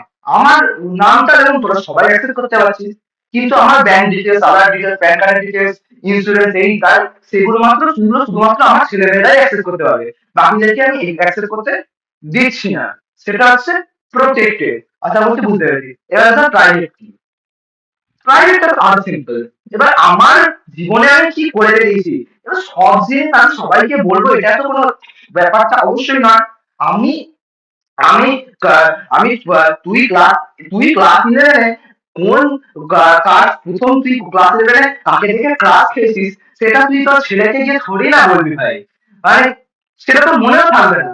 তুই ক্লাস 11 প্রথম কবে কাকে দেখে ক্লাস খেয়েছিস, সেটা তুই তোর 15 বছর পর তোর যখন ছেলে হবে, ছেলে বা মেয়ে হবে, তাকে গিয়ে তুই বলবি যে জানিস আমি ক্লাস 11 প্রথম এ ছবি দেখে বলবে জানিস আমি ক্লাস 11 প্রথম একে দেখে ক্লাস খেয়েছিলাম? Of course not. এটা তোর প্রাইভেট, মানে তোর নামটা হচ্ছে পাবলিক, তোর নামটা তোর ছেলেও জানবে, তোর পাশের বাড়ির লোকও জানতে পারে, তার পাশের বাড়ির লোকও জানতে পারে, কোনো ব্যাপার নয়।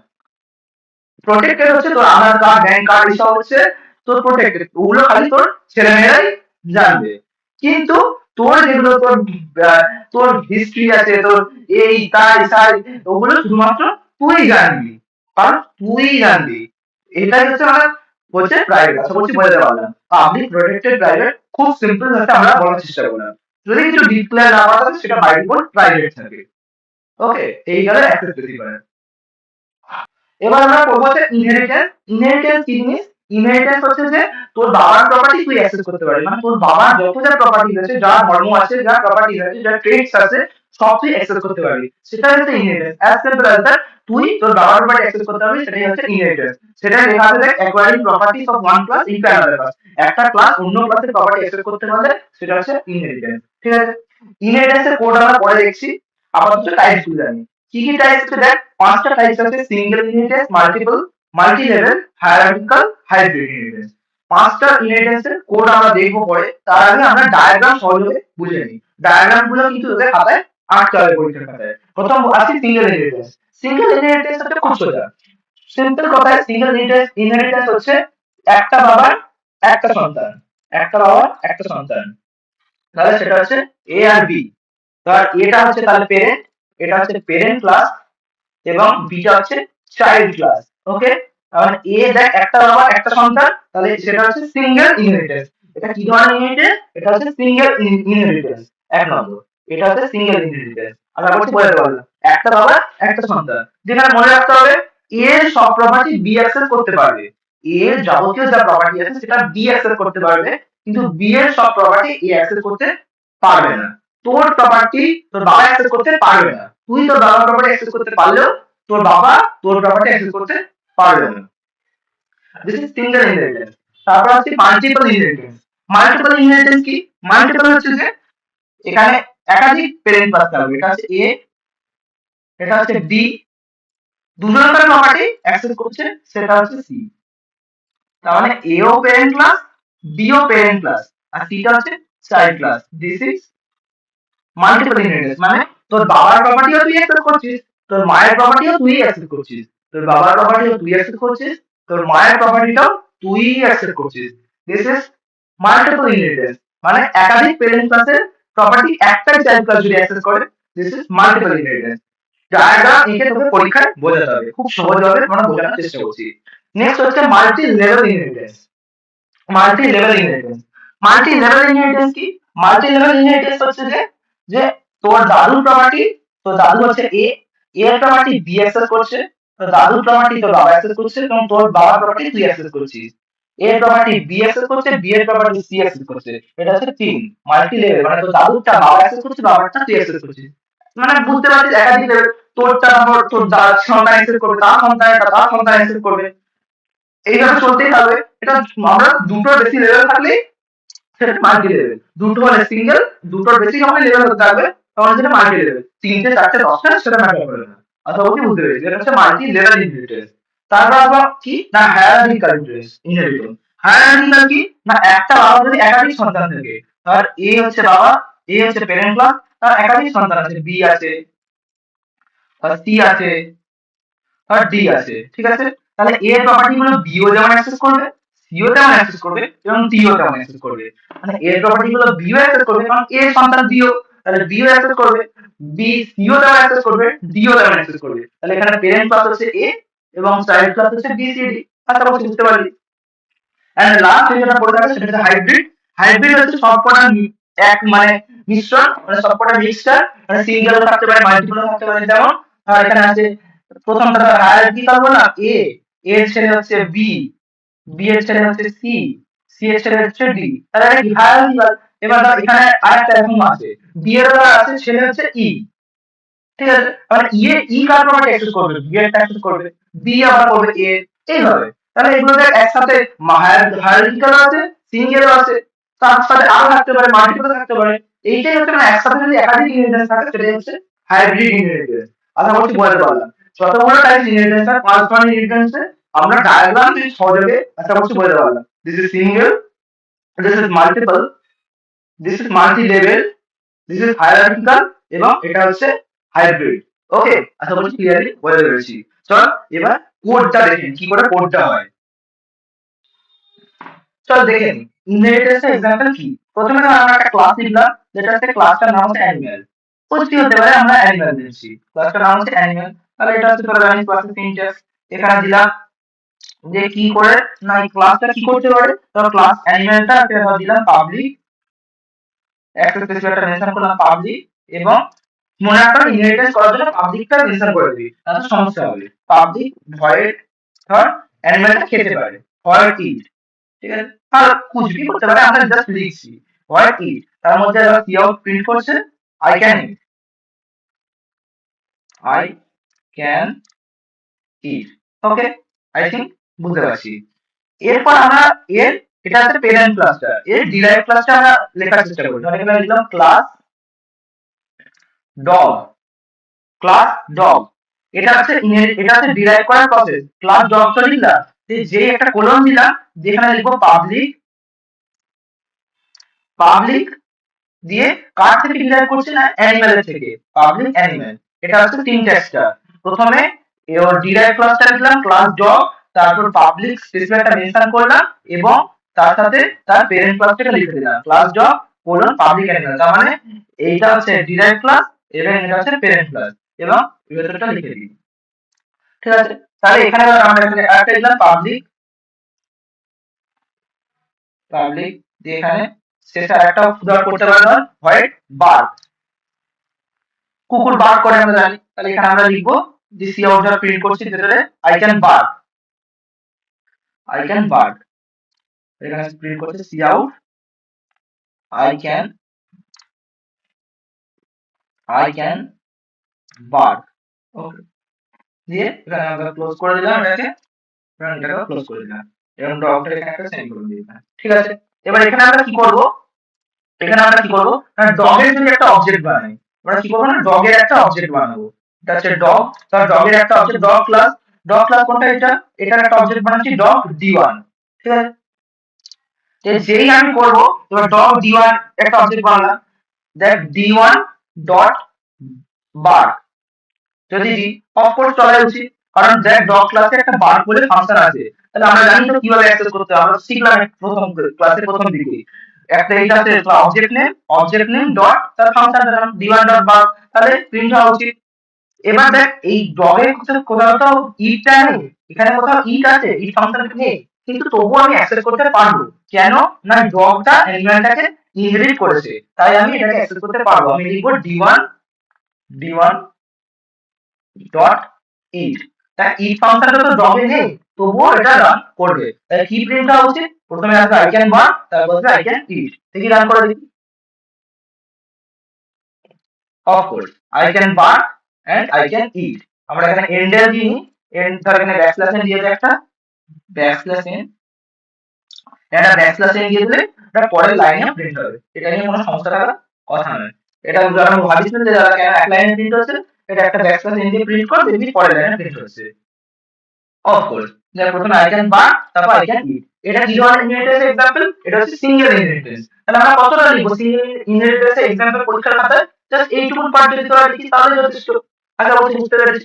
তোরা যদি চাস তো মেন ফাংশন লিখতে পারিস বা নাও লিখতে পারিস। তারপর দেখবো হচ্ছে কি সিঙ্গেল ইনহেরিটেন্স দেখলাম, নেক্সট আমরা কি দেখবো, নেক্সট দেখবো হচ্ছে আমরা পরেরটা যেটা ছিল সেটা হচ্ছে কি সিঙ্গেল ইনহেরিটেন্স পর ছিল আমাদের মাল্টিপল ইনহেরিটেন্স। মাল্টিপল কোনটা ছিল দেখ, দুটো বেস ক্লাস থেকে একটা child class, base class parent class হচ্ছে দুটো এবং চাইল্ড ক্লাস হচ্ছে একটা, দুটো প্যারেন্ট ক্লাস সেখান থেকে একটা চাইল্ড ক্লাস। ঠিক আছে, তাহলে আরেকটা নিয়ে আমরা না আরেকটা কি নিলাম, ধর আরেকটা নিলাম হচ্ছে ক্লাস অ্যানিমাল। এখানে ডগ কি ধরনের, ধর ডগ হচ্ছে কি বলবো, মানে একটা কুচকে নিই আমরা, ডগ হচ্ছে একটা লাইফ, ধর একটা লাইফ, ডগ ডগ তো একটা লাইফের মধ্যে পড়ে, ধর কুচকে নিতে পারি, ধর আমরা ডগ হচ্ছে ধর একটা ম্যামালস, তো জানিস ডগ হচ্ছে একটা ম্যামালস এর মধ্যে পড়ে। তাহলে এর ভেতরে আমরা লিখি কি ক্লাস একটা নিলাম ম্যামালস, তাহলে আমরা এখানে লিখি পাবলিক,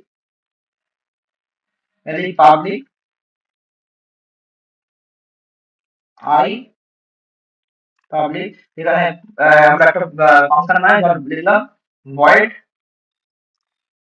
তারপর এম দিলাম কিছু একটা নাম, যে এখানে ফাংশনটা লিখছে কি yes cout yes I am Mano, I am Mano.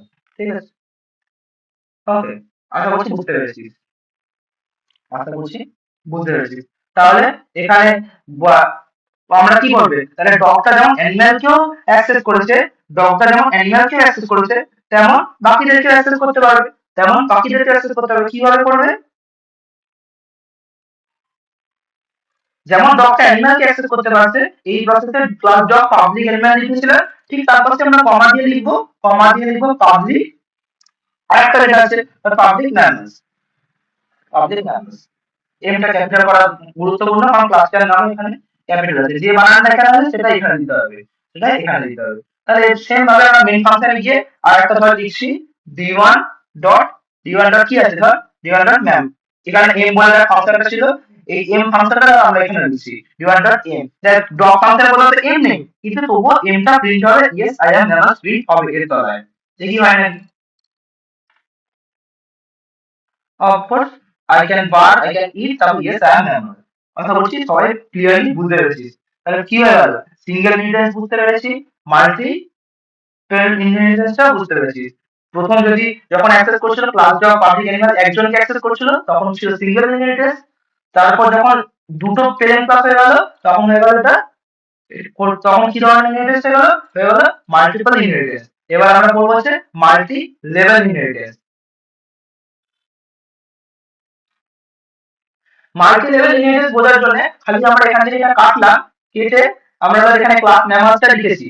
Class মেম্বারসটাকে আমরা এখান থেকে কন্ট্রোল এক্স করলাম, কন্ট্রোল এক্স করে এখানে পেস্ট করে দিলাম। কি করতে চাইছি না অ্যানিমালস, অ্যানিমালস ডগটা অ্যানিমালসকে নিয়েছে, ডগটা অ্যানিমালকে ইনহেরিট করেছে, এবং ম্যামালস যেটা ম্যামালস যে ক্লাসটা সেটা যদি ডগকে ইনহেরিট করে, ক্লাস ডগ, ক্লাস ডগকে ইনহেরিট করে। কেন এটা কেটে দিচ্ছে না হলো, কারণ ডগটা আগে লেখা নেই, ডগটাকে আগে লিখতে হবে। তো ডগটাকে লিখে ডগটা ম্যামালসটা ডগটাকে ইনহেরিট করছে, ডগটা অ্যানিমালকে ইনহেরিট করেছে, ম্যামালসটা ডগটাকে ইনহেরিট করেছে। তাহলে বুঝতে পারছিস কেমন মাল্টি লেভেল হয়ে গেল। অ্যানিম্যালটা ডগ, ডগ মানে অ্যানিম্যালটা হচ্ছে সব থেকে পেরেন্ট, মানে এই এ যেটা সেটা হচ্ছে অ্যানিম্যাল, এটা হচ্ছে ডগ, এবং তার তলার যেটা সেটা হচ্ছে ম্যামাল। আশা করছি বুঝতে পেরেছি। তাহলে এখানে আমরা অবজেক্টটা কার বানাবো, কারণ অবজেক্টটা যদি আমরা দেখি কার বানাই, আমরা কুছ ভি একটা বানাই, তাহলে এটা হচ্ছে আমরা অবজেক্টটা বানাইছি ডগ ডি1 করেছি, ডি1 ডট বার। এই অবস্থায় বলতো না আমরা এরর পাবো না এরর পাবো না, এইটা যদি লিখি তাহলে কি আমাদের এরর পাওয়া উচিত না এরর পাওয়া উচিত নয়? অফকোর্স আমাকে তারা কমেন্ট সেকশনে উত্তরটা জানায়, তার আগে আমি উত্তরটা বলে দিই। তাহলে উত্তরটা হচ্ছে অফকোর্স এরর পাওয়া উচিত। কেন এরর পাওয়া উচিত, দেখ এই আমরা লিখছি কোন ক্লাসে অবজেক্ট বানাচ্ছি ডগ, তাহলে এখানে ডগ ক্লাস কি কি কি অ্যাক্সেস করতে পারবে, বারটাকে অ্যাক্সেস করতেই পারবে।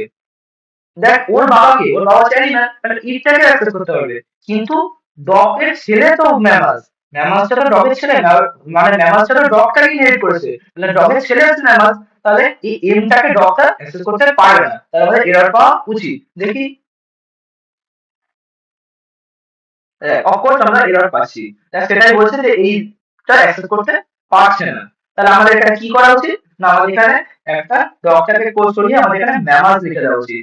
যেই না আমাদের এখানে ক্লাসটাকে ম্যামাস ক্লাসের অবজেক্ট বানালাম, ম্যামাস ক্লাসের যেই অবজেক্ট বানালাম এইবার অ্যাক্সেস করতে পারবে, কারণ ম্যামাস ক্লাসটা তো ম্যামাস ক্লাসের অবজেক্ট দেখ ফাংশন আছে এম, অবভিয়াসলি অ্যাক্সেস করতে পারছে।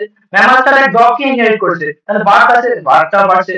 তারপরে দেখ ম্যামাসটা আবার ডগটা দেখ অ্যানিমালকে করেছে, ইনহেরিট করেছে, তাহলে তিনটা অ্যাক্সেস করতে পারবে, মানে তিনটেই অ্যাক্সেস করতে পারবে, তাহলে আরামসে রান করা উচিত। দেখি হচ্ছে কিনা, and yes it is, and of course খুব ভালোভাবে রান করে গেছে। দেখ কেন না ম্যামালস ক্লাসের অবজেক্ট হচ্ছে ডি1, তাহলে এখান থেকে এমটা পেয়েছে, ওর বাবার থেকে বারটা পেয়েছে, এবং তার বাবার থেকে ইটা পেয়েছে। ইনহেরিট করার প্রসেস কি, একদম সেমই। প্রথমে ক্লাস যে চাইল্ড ক্লাসের নাম কোলন দিয়ে পাবলিক দিয়ে তার প্যারেন্ট ক্লাসের নাম, ক্লাস ক্লাসটার নাম কোলন দিয়ে পাবলিক এবং তার প্যারেন্ট ক্লাসের নাম। আশা করছি খুব সহজে বুঝতে পেরেছি। এটা হয়ে গেল কি আমাদের মাল্টি লেভেল ইনহেরিটেন্স। এবং তারপর কি আছে, তারপর আছে আমরা ছবি দেখে দেখে আমরা কোড লিখতে পারবো, মুখস্থ করার দরকার নেই। তারপরে কি, তারপরে হচ্ছে হায়ারার্কিক্যাল। হায়ারার্কিক্যাল ছবি কোনটা, দেখ এইটা হচ্ছে হায়ারার্কিক্যাল ছবি, মানে একটা থেকে দেখ এরা ইনহেরিট করছে, এটাও যাচ্ছে, মানে একটা পেরেন্ট এবং তার একাধিক চাইল্ড, তাহলে আমরা ইনহেরিট করতে পারবো না। তাহলে এখানে আছে ক্লাস অ্যানিমাল আছে, আমরা এখানে ক্লাস ডগ বানিয়েছি, তাহলে এটাকে সরিয়ে দিই আমরা আপাতত। তাহলে এখানে ক্লাস ডগ বানিয়েছি, আর একটা বানানো হচ্ছে ক্লাস ক্যাট, ক্লাস ক্যাট, এবং কোলন দিলাম, লিখলাম পাবলিক, এবং ওর বাবার নাম হচ্ছে অ্যানিম্যাল, অ্যানিম্যাল হয়ে গেল। এবং এখানে লিখে দিলাম public,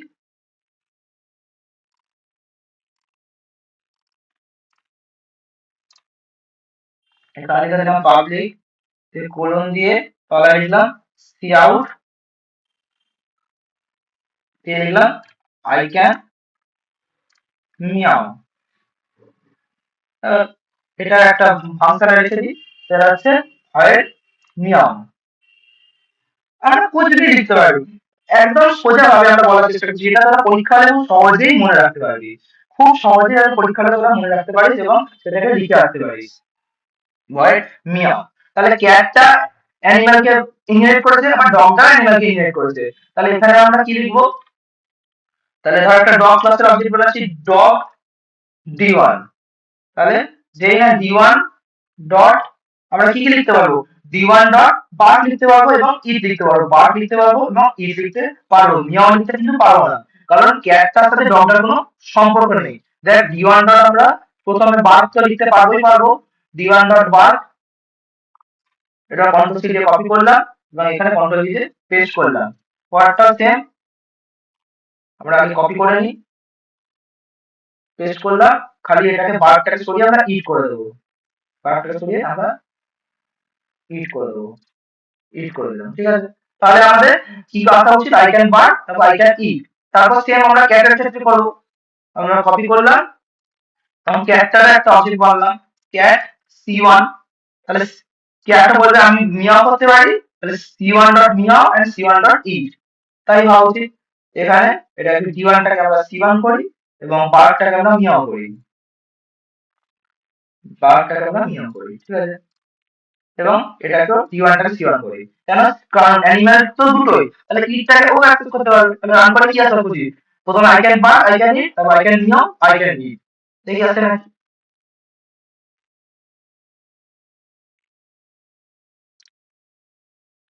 And here it is, I can bark, I can eat, I can meow and I can eat, আমরা এখানে ব্যাকস্ল্যাশ এন দিই, তাই পরের লাইনে আসেনি, এখানে ব্যাকস্ল্যাশ এন দিয়ে আরেকবার রান করলে এটাও পরের লাইনে চলে আসবে, of course. I can bark, I can eat, I can meow, I can eat, আশা করছি বুঝতে পেরেছি। এটা ছিল আমাদের হাইব্রিড ইনহেরিটেন্স, এই সরি হায়ারার্কিক্যাল ইনহেরিটেন্স, এবং হাইব্রিড ইনহেরিটেন্স এর কোডটাও এইভাবে তোরা লিখতে পারবি। এখান থেকে যদি কোনো একটা জাস্ট ক্লাস, এটা কি অবস্থায় আছে হায়ারার্কিক্যাল, এবার ধর বাই চান্স এখানে আরেকটা কিছু দিলাম, ধর ক্লাস ম্যামালস, ক্লাস ম্যামালস, যেই না ক্লাস ম্যামালস কি করবে, ক্লাস ম্যামালস ধর পাবলিক ক্যাটকে ইনহেরিটেন্স করবে, ক্যাটকে ইনহেরিট করবে, তখন ওটা কি হয়ে যাবে, এটা পাবলিক করে এটা পিউবি লিখে ফেললাম, এটা হচ্ছে পাবলিক এবং এখানে এমটা বড় আছে, যে এই এখানে লিখে তোর ভেতরে সেম কিছু একটা ফাংশন লিখবি, তখন এটা কি ধরনের হয়ে যাবে, এটা হয়ে যাবে হাইব্রিড ইনহেরিটেন্স, কারণ এই পার্টটা চলে যাবে হায়ারার্কিক্যাল এবং এই পার্টটা হয়ে যাবে কি, এরকম ছবিটা আছে, এই পার্টটা হয়ে যাবে হায়ারার্কিক্যাল এবং এই পার্টটা হয়ে যাবে সিঙ্গেল ইনহেরিটেন্স। আশা করছি বুঝতে পেরেছি। দেখ ম্যামাল শুধুমাত্র ক্যাটকে ইনহেরিট করেছে, ম্যামালসের সাথে কিন্তু ডগ বাইরে কারোর কোনো সম্পর্ক নেই, আশা করছি বুঝতে পেরেছি, তখন এটা হয়ে যাবে হাইব্রিড ইনহেরিটেন্স। আশা করছি ইনহেরিটেন্সের প্রত্যেকটা আমরা উইথ এক্সাম্পল এবং উইথ ডায়াগ্রাম ক্লিয়ারলি ভালো করে বুঝতে পেরেছি। তোদের একটা বড় টপিক ইনহেরিটেন্স আমরা অলরেডি কভার করে চলে এলাম। এবার আমরা নেক্সট টপিক পড়বো, সেটা হচ্ছে পলিমরফিজম। আমরা উপসের তিনটে ফিচার্স অর্থাৎ তিনটে পিলার খুব ভালোভাবে পড়ে নিলাম। একটা হচ্ছে অ্যাবস্ট্রাকশন পড়ে ফেলেছি, এনক্যাপসুলেশনও পড়ে ফেলেছি এবং 3 নম্বর ফিচার্স ইনহেরিটেন্সও খুব ভালোভাবে পড়ে ফেলেছি। উপসের লাস্ট এন্ড ফাইনাল ফিচার্স সেটা হচ্ছে পলিমরফিজম। 4 নম্বর ফিচার যেটা পড়বো সেটা হচ্ছে পলিমরফিজম। পলিমরফিজম কি? একদম খুব সহজ। পলি, পলি কথার অর্থ বহু, অর্থাৎ বহু অর্থাৎ অনেক। পলি কথার অর্থ বহু অর্থাৎ অনেক, এবং মর্ফ, মর্ফ কথার অর্থ হচ্ছে ব্যবহার অর্থাৎ বিহেভিয়ার। পলির কথা হচ্ছে মেনি, পলি অর্থাৎ কি বললাম মেনি, এবং মর্ফ কথার অর্থ বিহেভিয়ার। তাহলে পলিমরফিজম মানে কি বললাম, মেনি বিহেভিয়ার। পলিমরফিজম মানে হচ্ছে মেনি বিহেভিয়ার। আচ্ছা বলছি বুঝতে পেরেছি। মেনি বিহেভিয়ার বলতে কি বলতে চাইছি, মেনি বিহেভিয়ার বলতে বলতে চাইছি যে একটাই ক্লাস, একটাই ফাংশন, কি একটাই জিনিস বারবার অন্য অন্য ফর্মে ইউজ হচ্ছে, একটাই জিনিস বারবার অন্য অন্য ফর্মে ইউজ হচ্ছে। খুব সহজভাবে একটা উদাহরণ দিলে কি হয়, ধর তুই, তুই একটা পলিমরফিজমের উদাহরণ। হ্যাঁ, তোকেই বলছি যে তুই ভিডিওটা দেখছিস, হয়তো মনে হচ্ছে একটু তোদের ঘুম চলে আসছে, বাট স্টিল নিজেদের মধ্যে এনার্জি নিয়ে আয়, কারণ আমাদের এই ভিডিওটা শেষ করতে হবে। চল, তোরা ভিডিওটা ফুল জোশের সাথে দেখছিস এবং আমিও ভিডিওটা ফুল জোশের সাথে বানাচ্ছি। তোকেই বলছি যে তুই ভিডিওটা দেখছিস, তুই হচ্ছিস একটা পলিমরফিজমের উদাহরণ। পলিমরফিজম কি? পলিমরফিজম হচ্ছে যে তুই যখন স্কুলে যাচ্ছিস, তুই একটা একরকম ব্যবহার করছিস, তুই যখন কলেজে গেছিস তুই একটা স্টুডেন্ট, যখন তুই বন্ধুদের সাথে মিশেছিস তুই তখন বন্ধুদের সাথে মেশার মতো ব্যবহার করছিস, তুই যখন বাড়ি এসেছিস তুই বাড়ির মতোই ব্যবহার করছিস। কি বলতে চাইছি অ্যাজ এ সেন্স, না তুই যখন বাবা মার সামনে এসেছিস নিশ্চয়ই তুই বাবা মায়ের সামনে বন্ধুদের ল্যাঙ্গুয়েজে কথা বলছিস না, আবার বন্ধুদের সামনে যখন গেছিস নিশ্চয়ই বাবা মার সাথে যে ল্যাঙ্গুয়েজে কথা বলিস সেটা বন্ধুদের সামনে কথা বলছিস না। তুই বাবা মার বন্ধুদের সামনে যখন কথা বলছিস তুই একটু আধটু মজার ঠাট্টা চলতেই পারে, সেখানে বাবা মায়ের সামনে যে ওই ল্যাঙ্গুয়েজটা ইউজ করা একদম উচিত নয়।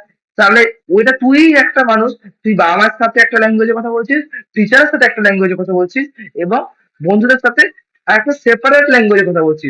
মানে আমি একটা মানুষ, আমি বিভিন্ন জায়গায় বিভিন্ন ভাবে নিজেকে রিপ্রেজেন্ট করছি। আমি যখন একটা টিচারের সামনে আছি সেইভাবে রিপ্রেজেন্ট করছি, আমি যখন বাড়িতে আছি নিজে অন্যভাবে রিপ্রেজেন্ট করছি, আবার আমি যখন বন্ধুদের সামনে আছি নিজেকে অন্যভাবে রিপ্রেজেন্ট করছি। That means polymorphism, one interface many forms, as simple as that. আশা করছি বুঝতে পেরেছিস। পলিমরফিজম আমরা দু টাইপে ভাগ করতে পারি, একটা হচ্ছে কম্পাইল টাইম পলিমরফিজম, একটা হচ্ছে রান টাইম পলিমরফিজম। দাদা কি মানে কম্পাইল টাইম পলিমরফিজম? মানে কম্পাইলার যখন কোডটাকে কম্পাইল করে, অর্থাৎ কম্পাইলার যখন প্রথমে কোডটাকে কম্পাইল করে তখন দেখে কোনো এরর টেরর আছে নাকি, তখন সেটা সেই টাইমে যে পলিমরফিজমটা হয় সেটা হচ্ছে কম্পাইল টাইম পলিমরফিজম। এবং কম্পাইলার যখন কোডটাকে এবার রান করাবে অর্থাৎ এক্সিকিউট করবে সেই সময় যে পলিমরফিজমটা হয় সেটা হচ্ছে রান টাইম পলিমরফিজম। আশা করছি বুঝতে পেরেছি।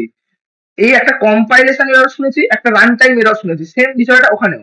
কম্পাইলেশন এরর জিনিসটা ধর যেটা মানে এরর টেরর হয়েছে, কিছু লজিক্যালি কোনো এরর হয়েছে, সেগুলো হচ্ছে কম্পাইলেশন এরর। কিন্তু কোনো লজিক্যালি গন্ডগোল সেটা কিন্তু run time error. Run time error কিন্তু খুব বাজে। রান টাইম এরর হলে প্রথমে আমরা দেখব প্রথমে আমরা দেখবো হচ্ছে ফাংশন ওভারলোডিং, ফাংশন ওভারলোডিং বা মেথড ওভারলোডিং।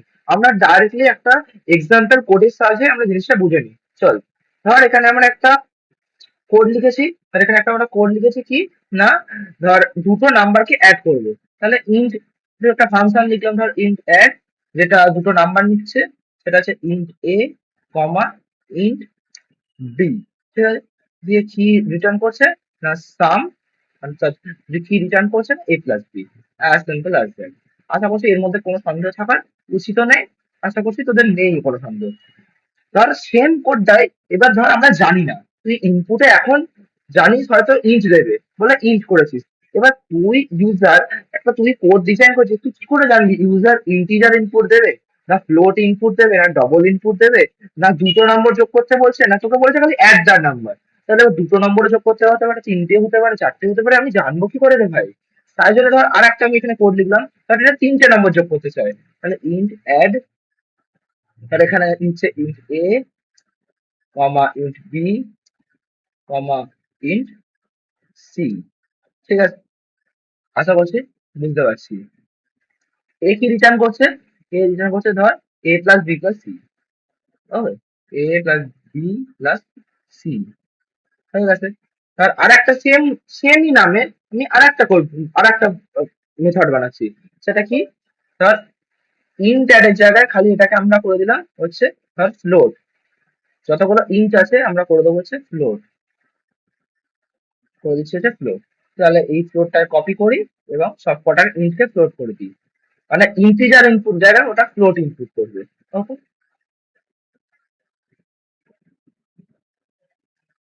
ঠিক আছে, আশা করছি বুঝতে পেরেছি।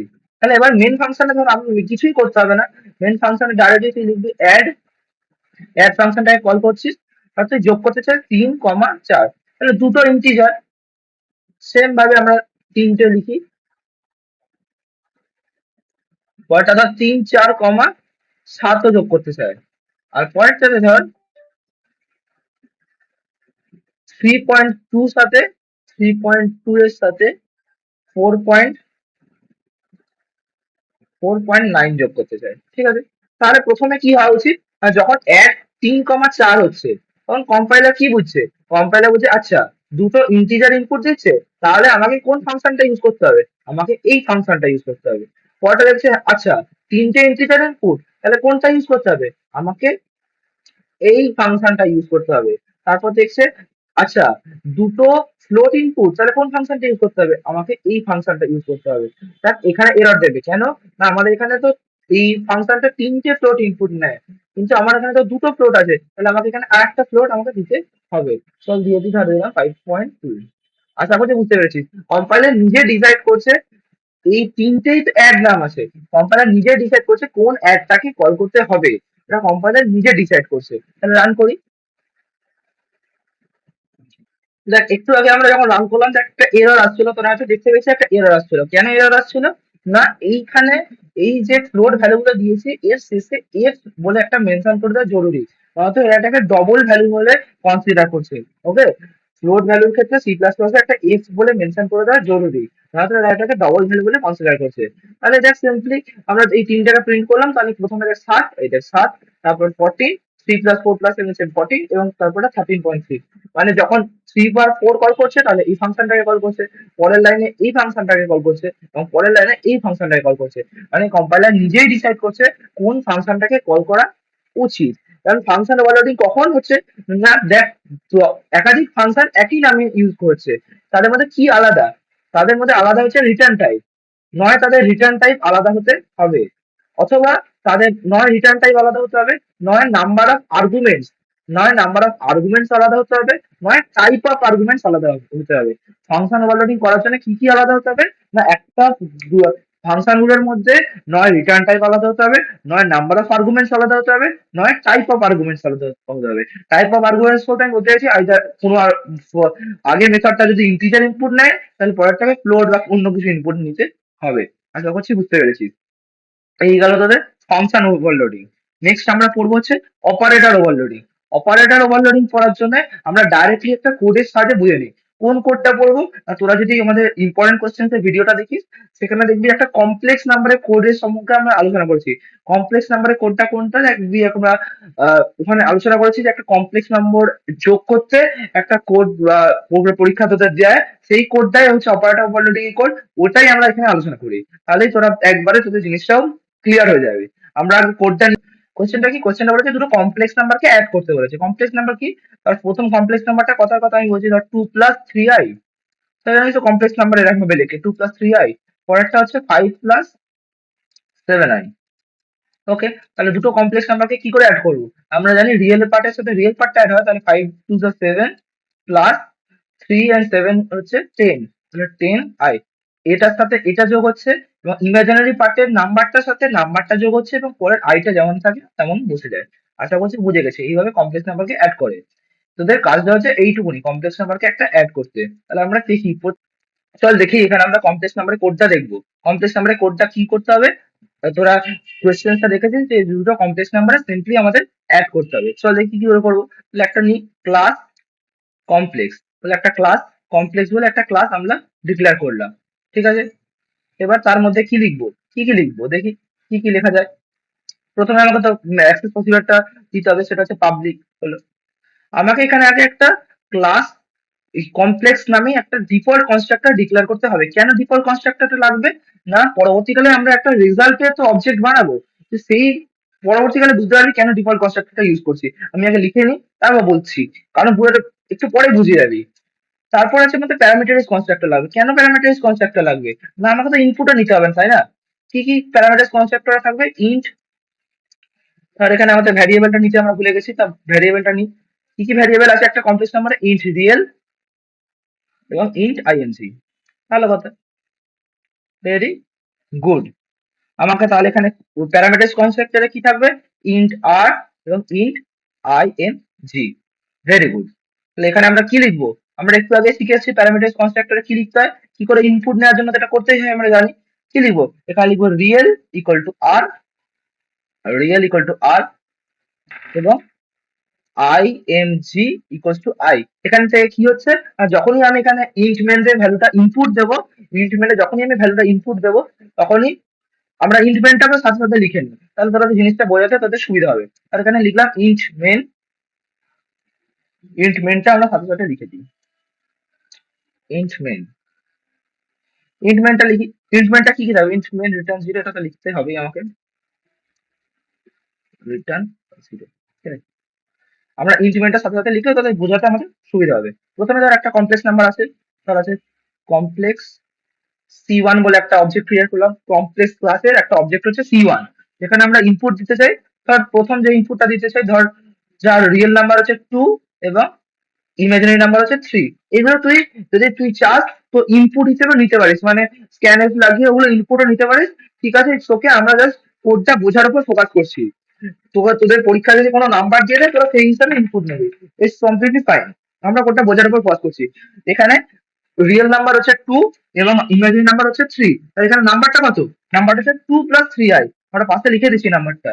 এখানে নাম্বারটা কমপ্লেক্স নাম্বারটা কত না 2 + 3i হয়ে গেল। সরি 23i হয়ে গেছে, 2 + 3i হয়ে গেছে। আশা করছি বুঝতে পেরেছি। পরে কমপ্লেক্স নাম্বারের অবজেক্টটা ক্রিয়েট করি মানে cx c2, সেখানে কমপ্লেক্স নাম্বারটা কত না 5 প্লাস 7i ধর, 5 প্লাস 7i, কারণ রিয়েল নাম্বারটা হচ্ছে 5 এবং ইমাজিনারি পার্টটা হচ্ছে 7। তাহলে এখানে আমাদের তাহলে নাম্বারটা কত 5 plus 7i। Okay, it's fine, আমি সহজে বুঝতে পেরেছি।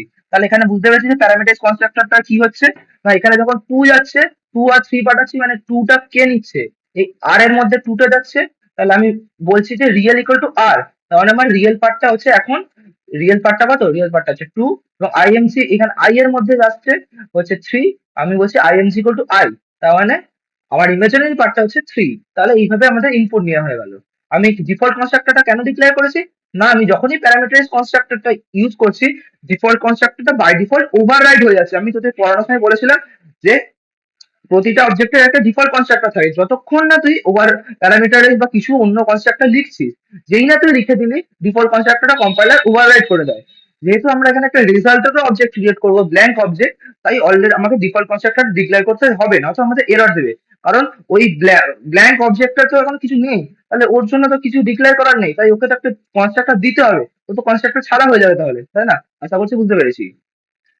নেক্সট আমরা লিখি, নেক্সট আমাদের এবার আসল কোডটা চলে আসবে, অপারেটর ওভারলোডিং এর কোডটা কি করব না, এখানে সেম আমাদের কি কমপ্লেক্স কমপ্লেক্স ক্লাসের নাম হয়ে গেল।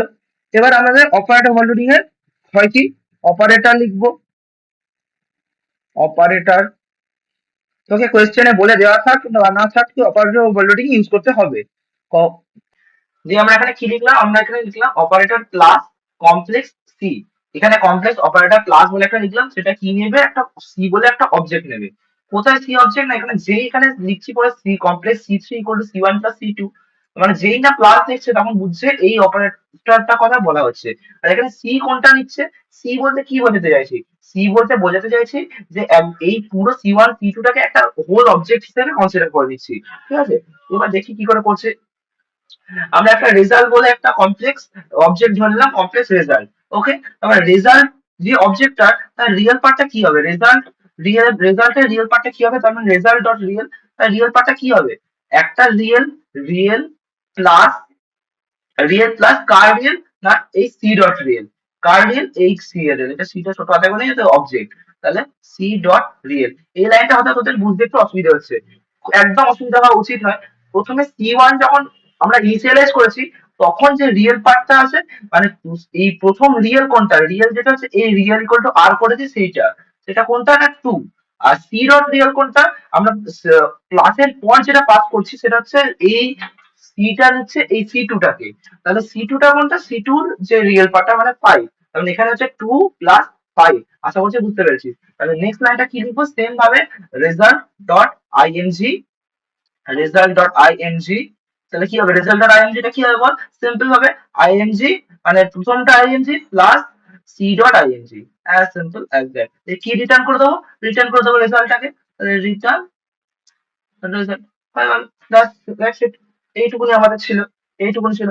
এখানে তুই যদি চাস একটা ডিসপ্লে ফাংশন লিখতে পারিস, কিংবা ওখানে গিয়ে ডাইরেক্টলি ডিসপ্লে করতে পারিস। আমরা একটা ডিসপ্লে ফাংশন লিখে দিই, যদি চাস তো ডিসপ্লে ফাংশন লিখতে পারিস বা নাও পারিস, আমরা লিখে দিই ভয়েড ডিসপ্লে, মানে যেটা প্রিন্ট করবে, বা হোয়াইট ডিসপ্লে বা হোয়াইট প্রিন্ট কুচবি লিখতে পারি, কিংবা নাও লিখতে পারি, আমরা ডাইরেক্ট মেন ফাংশনে প্রিন্টও করে দিতে পারি, ইটস ওকে। আমরা প্রিন্ট করেছি, কি প্রিন্ট করব না, কি প্রিন্ট করবে, সি আউট, সি আউট। এবার রিয়েলটা প্রিন্ট করব, রিয়েল একবার, রিয়েল প্রিন্ট করে একটা স্পেস প্রিন্ট করব, সরি প্লেস, প্রেস করবো না, প্লাস করবো রিয়েল, মানে 2 প্লাস 3i এরকম ফর্মে আউটপুট আমরা চাইছি 6 প্লাস 8i, তাহলে রিয়েলটা অ্যাড হয়, রিয়েল নাম্বারটা প্লাস, তারপর আমাদের রিয়েল নাম্বারটা আসবে, তারপর আমাদের এখানে আসবে কি আমাদের ইমাজিনারি নাম্বারটা, ইমাজিনারিটা আসবে, তারপর আইটা আসবে, ইমাজিনারিটা আসার পর একটা আই আসবে, এটা আমরা বুঝতে পারি কমপ্লেক্স নাম্বার এটা। ওকে, দ্যাটস ইট, হয়ে গেল। তারপর এখানে আমরা কি করবো শেষে গিয়ে, আমরা এখানে সি3 ইকুয়াল টু সি1 প্লাস সি2 করেছি, আর তো খুব একটা কিছু করার নেই, জাস্ট সি3 ডট ডিসপ্লে করে দেবো, সি3 ডট ডিসপ্লে বা প্রিন্ট, মানে এখানে প্রিন্ট আছে যেহেতু সি3 ডট প্রিন্ট, তাহলে সি3 টাকে আমরা প্রিন্ট করে দেবো। তাহলে এখানে রিয়েল বলতে কি বুঝবো, রিয়েল বলতে সি3 রিয়েলটাকে বুঝবে, ইমাজিনারি বলতে সি3 ইমাজিনারিটাকে বুঝবে। চল দেখি আমাদের অ্যান্সার ঠিক আছে নাকি, তাহলে কি আসা উচিত, 2 আর 5, 5 দিয়ে 7, তাহলে 7 প্লাস 10i আসার কথা অ্যান্সারে, চল দেখি আসছে নাকি। এন্ড এক্স্যাক্টলি আমাদের আউটপুট এসছে 7 প্লাস 10i। 7 কত থেকে এলো না, এই যে 5 আর 2 7 আর 7 আর 3 10, তাহলে 7 প্লাস 10i। আশা করছি বুঝতে পেরেছিস কমপ্লেক্স নাম্বারের কোডটা, এবং এটাকেই বলা হচ্ছে অপারেটর ওভারলোডিং। এই প্লাস অপারেশনটা দেখ দুবার আলাদা আলাদা ভাবে অ্যাড করছে, একবার রিয়েলটাকে অ্যাড করছে, একবার ইমাজিনারিটাকে অ্যাড করছে, আমরা দুটো সেপারেট ভাবে আলাদা আলাদা ভাবে অ্যাড করছে বলে এই জিনিসটাকে বলা হচ্ছে অপারেটর ওভারলোডিং। এই সেম জিনিস আমরা যোগ বিয়োগ গুণ ভাগ সবার জন্য অ্যাপ্লিকেবল। আশা করছি বুঝতে পেরেছি। এই গেল মেথড ওভারলোডিং বলে ফেলেছি, অপারেটর ওভারলোডিং বলে ফেলেছি। এবার অনেক সময় প্রশ্ন দিয়ে থাকতে পারে কনস্ট্রাক্টর ওভারলোডিং। বলবি দাদা কনস্ট্রাক্টর ওভারলোডিংটা কি? এটা পলিমরফিজমের মধ্যে না লেখা হলেও অনেক সময় দিয়ে দেয় কনস্ট্রাক্টর ওভারলোডিং। কনস্ট্রাক্টর ওভারলোডিং জিনিসটা কি? ভেরি সিম্পল, আমরা অলরেডি পড়িয়ে ফেলেছি কনস্ট্রাক্টর ওভারলোডিং। কনস্ট্রাক্টর ওভারলোডিং কোনটা? এই দেখ, ডিফল্ট কনস্ট্রাক্টর, প্যারামিটারাইজ কনস্ট্রাক্টর এবং কপি কনস্ট্রাক্টর। তোদের হয়তো মনে পড়ছে কোডটা, আমরা একটা কোডের মধ্যেই ডিফল্ট কনস্ট্রাক্টর প্রথমে লিখেছিলাম, default constructor call, parameterize constructor call, copy constructor call. যেভাবে প্রিন্ট হচ্ছিল মানে এক পর পর প্রথমে ডিফল্ট, তারপর প্যারামিটারাইজ, তারপর কপি কনস্ট্রাক্টর একটাই কোডের মধ্যে লিখেছিলাম, ওটাই হচ্ছে কনস্ট্রাক্টর ওভারলোডিং। এক কনস্ট্রাক্টর বারবার ভাবে ইউজ করছে। কিংবা এই কোডটাতে তোরা দেখতে পাচ্ছিস কনস্ট্রাক্টর ওভারলোডিং হয়েছে। দেখ প্রথমে ডিফল্ট কনস্ট্রাক্টর, তারপর প্যারামিটারাইজ কনস্ট্রাক্টর, একই কনস্ট্রাক্টর বারবার নাম ইউজ হচ্ছে, তার মানে এটাই কনস্ট্রাক্টর ওভারলোডিং। আশা করছি বুঝতে পেরেছিস। এখানে একটা জিনিস বলে দেওয়া দরকার, একটা একটু এইটা তো মিটে গেল, অপারেটর ওভারলোডিং মিটে গেল, মানে আমাদের run time polymorphism, compile time polymorphism আমরা শিখে ফেলেছি। এখানে একটা ছোট্ট জিনিস আমরা বলার দরকার, সেটা হচ্ছে দিস কিওয়ার্ড। দিস কিওয়ার্ড জিনিসটা কি? দিস কিওয়ার্ড জিনিসটা কি? তোর এখন এখানে আমরা দেখছিস এই যে ইন্ট আর ইন্ট আই লিখেছি, কারণ আমি বাই চান্স এখানে ইন্ট রিয়েল বলে একটা লিখলাম, কারণ বারবার তো বল না, আমাদের বারবার কি আমাদের জানা সম্ভব? বারবার নতুন নতুন নাম দেওয়াটা আমাদের পক্ষে সম্ভব নয়। তাহলে আমরা এটা কি করব, না আমরা যদি এখানে দিসটা লিখি, দিস কিওয়ার্ড শেখার জন্য আমাদের এখানে একটা জিনিস করতে হবে, না আমরা চাই যে প্রতিবার একই নাম দেবো, প্রতিবার ইন্ট রিয়েল ইন্ট আইএনজি, মানে নামটা চেঞ্জ করবো না। এখানে যদি রিয়েল থাকে তাহলে এখানেও রিয়েল থাকবে, ইমেজারি থাকলে এখানে ইমেজারি থাকবে। কারণ আমাদের এসব নামের কনফিউশন আমরা আসবো না। কারণ অনেক সময় আর আই কি, আইটা কি আমি মনে পরে যখন করছি আমার মনে নেই আইটা কি, তো জানি না তো কি করে জানবো। তো এখানে ইন্ট আইএনজি ইটস ওকে। তাহলে এখানটা আমরা কি কি লিখবো? এখানটা আমরা কি লিখবো? এখানটা আমরা লিখবো দিস ডট, কি লিখবো না দিস লিখবো। দিসটা কি? আমরা এখানে রিয়েলের জায়গায় লিখবো দিস ডট দিস, এইরকম একটা চিহ্ন দেয়। এটা সি প্লাস প্লাস এর ক্ষেত্রে এই চিহ্নটা দেয়। আর যদি তুই হ্যাঁ ঠিক আছে, সি প্লাস প্লাস এর ক্ষেত্রে এই চিহ্নটা দেয়। তোরা যদি জাভা করবি যখন খালি এই চিহ্নটার জায়গায় দিস ডট ইউজ করা হয়। এটা দুটো ব্যাপার একই। এবার এখানে লিখবো রিয়েল, মানে this real equal two real. এই কথাটার মানে কি? এই কথাটার মানে হচ্ছে আগে যেটা হচ্ছিল সেটাই, মানে এই এই যে দিস রিয়েল যেটা লিখছি সেই রিয়েলটা কোনটা? এটা। এবং এই রিয়েলটা হচ্ছে এটা। আশা করছি বুঝতে পেরেছিস। যাতে রিয়েল ইকুয়াল টু রিয়েল লিখলে তো কোনো মানেই হয় না, তো বুঝবে কি করে কোন রিয়েলটা কোনটা কোনটা? তাই জন্য আমরা লিখলাম দিস রিয়েল, মানে দিস রিয়েল মানে ক্লাসের রিয়েলটা আর সাথে ফাংশনের রিয়েল। আশা করছি বুঝতে পেরেছিস। পরেরটা আমরা এখানে কি লিখবো? This this I M G equal to I M G. আশা করছি বুঝতে পেরেছিস। এইভাবে আমরা ইনিশিয়ালাইজ করতে পারি দিস কিওয়ার্ডের সাহায্যে। দিস কিওয়ার্ড আমাদের এইসব ছোট ছোট কাজে হেল্প করে। তাহলে এখানে কিন্তু আমরা রিয়েল লিখলে তখন আর হবে না, তখন আমাকে এখানে লিখতে হবে দিস। কারণ এই ক্লাসের রিয়েলটার সাথে আমি ইমাজিনারি সি এর রিয়েলটা যোগ করবি, তাহলে এখানেও লিখতে হবে দিস। আশা করছি বুঝতে পেরেছিস। এটা কখন দিস ওয়ার্ডটা ইউজ করবো? যদি এখানেও রিয়েল লিখছি, এখানেও রিয়েল লিখছি, এখানেও ইমাজিনারি লিখছি, এখানেও ইমাজিনারি লিখছি, তখন আমাকে রিয়েলটা এরকম ভাবে লিখতে হয়। তাহলে এখানে আমাকে দিস লিখতে হবে, এখানেও দিস লিখতে হবে, এখানেও দিস লিখতে হবে, এরকম করে। তাহলে এটাও দিস লিখতে হবে। আশা করছি বুঝতে পেরেছি। তাহলে দেখ রান করলে আশা করছি সেমই অ্যান্সার আসবে। ফাইন।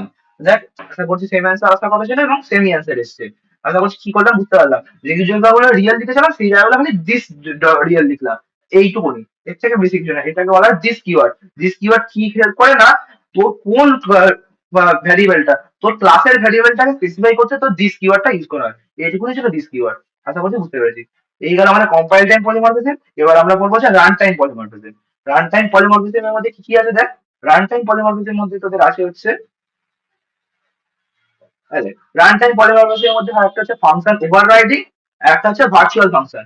একটা হচ্ছে ফাংশন ওভাররাইডিং, একটা হচ্ছে ভার্চুয়াল ফাংশন। ফাংশন ওভাররাইডিং বিষয়টা কি? আমরা ফাংশন, তোরা যদি, এটা কিন্তু খুব একটা important question, function overloading and function overriding ডিফারেন্সটা পরীক্ষা ভালো করে করবি। তো ইম্পর্টেন্ট কোশ্চেন ভিডিওতেও আমরা এটা সম্পর্কে আলোচনা করেছি। ফাংশন ওভাররাইডিংটা কি, আমরা সেম ভাবে আমরা এক্সাম্পল দিয়ে বোঝার চেষ্টা করি। খুবই সোজা, আমরা এই এক্সাম্পলটাকে কপি করি, ঠিক আছে, কারণ বারবার বারবার লিখতে আমাদের সময় যাচ্ছে, আমরা এই এক্সাম্পলটাকে কপি করি। এবার আমরা দেখবো হচ্ছে ফাংশন ওভাররাইডিং। ফাংশন ওভাররাইডিং তো খুব সোজা, আমরা যেমন ডিরাইভ ক্লাস, আমরা ইনহেরিটেন্স একটু আগে পড়লাম যে সিঙ্গেল ইনহেরিটেন্স, দেখ আমরা একটা সিঙ্গেল ইনহেরিটেন্স এর একটা কোড লিখেছি। সিঙ্গেল ইনহেরিটেন্স কি লিখেছি না, একটা ক্লাস অ্যানিমাল নিয়েছি যে একটা সাউন্ড করতে পারে। পরে আমরা একটা ক্লাস ডগ বলে ক্লাস ক্লাস লিখেছি যেটা ওই অ্যানিমাল ক্লাসটাকে ইনহেরিট করছে। আমরা একটু আগে এই সম্বন্ধে খুব ডিটেলসে পড়েছি, কিন্তু এখানে একটা স্পেশাল জিনিস করেছি, সেটা কি না, যে এখানেও সাউন্ড ফাংশন আছে। আমরা আবার সাউন্ড ফাংশনটাকে এখানে আবার লিখেছি, দিয়ে লিখেছি ডগ বার্স, এখানে লিখেছি অ্যানিমাল মেক সাউন্ড, এখানে লিখেছি ডগ বার্স। এবার কি হবে, এবার আমরা যখন অবজেক্টটা বানিয়েছি ডগ ডি এবং D dot sound, function overriding কি বলছে না, ফাংশন ওভাররাইডিং খুব সিম্পল ব্যাপার না। আমার এখানে এখানে কি হবে, তুই ভাববি যে তাহলে কোন সাউন্ডটা বুঝবে, ডি ডট সাউন্ড মানে কোনটা, তুই বলবি যে ইনহেরিটেড ক্লাসের ডিরাইভ ক্লাস বা ইনহেরিটেড ক্লাস কি ছিল না, যে পেরেন্ট ক্লাসের প্রপার্টি গুলোকে ইউজ করতে পারে। পেরেন্ট ক্লাসের প্রপার্টি কি ছিল, এখানে একটা সাউন্ড আছে পেরেন্ট ক্লাসে, বা চাইল্ড ক্লাসে একটা সাউন্ড আছে, তাহলে কোন সাউন্ডটা ভাববে, ফাংশন ওভাররাইডিং আছে ওটাই। যদি সেম ক্লাসের নাম থাকে, যেটা চাইল্ড ক্লাসের, যেটা চাইল্ড ক্লাসের যদি অবজেক্ট হয়, তাহলে চাইল্ড ক্লাসের ফাংশনটাকে ও গুরুত্ব দেবে। মানে সিম্পল ব্যাপার ভাব, তুই একটা জিনিস মানে তোর বাবা একটা জিনিস করেছে, কিন্তু তুই সেম জিনিসটাকে আমার নিজের মতো করে বানাচ্ছিস, তাহলে তোর নিজের জিনিসটা তুই নিজে ইউজ করবি এবং তোর নিজেরটাই তুই নিজে গ্রহণ করবি, তোর বাবারটা নিশ্চয়ই না। সেম জিনিস এটা এখানে, মানে ডি ডট সাউন্ড করলে কি আসার কথা, ডগ বার্স। তাহলে আমরা রান করি, রান করলে আসছে ডগ বার্স।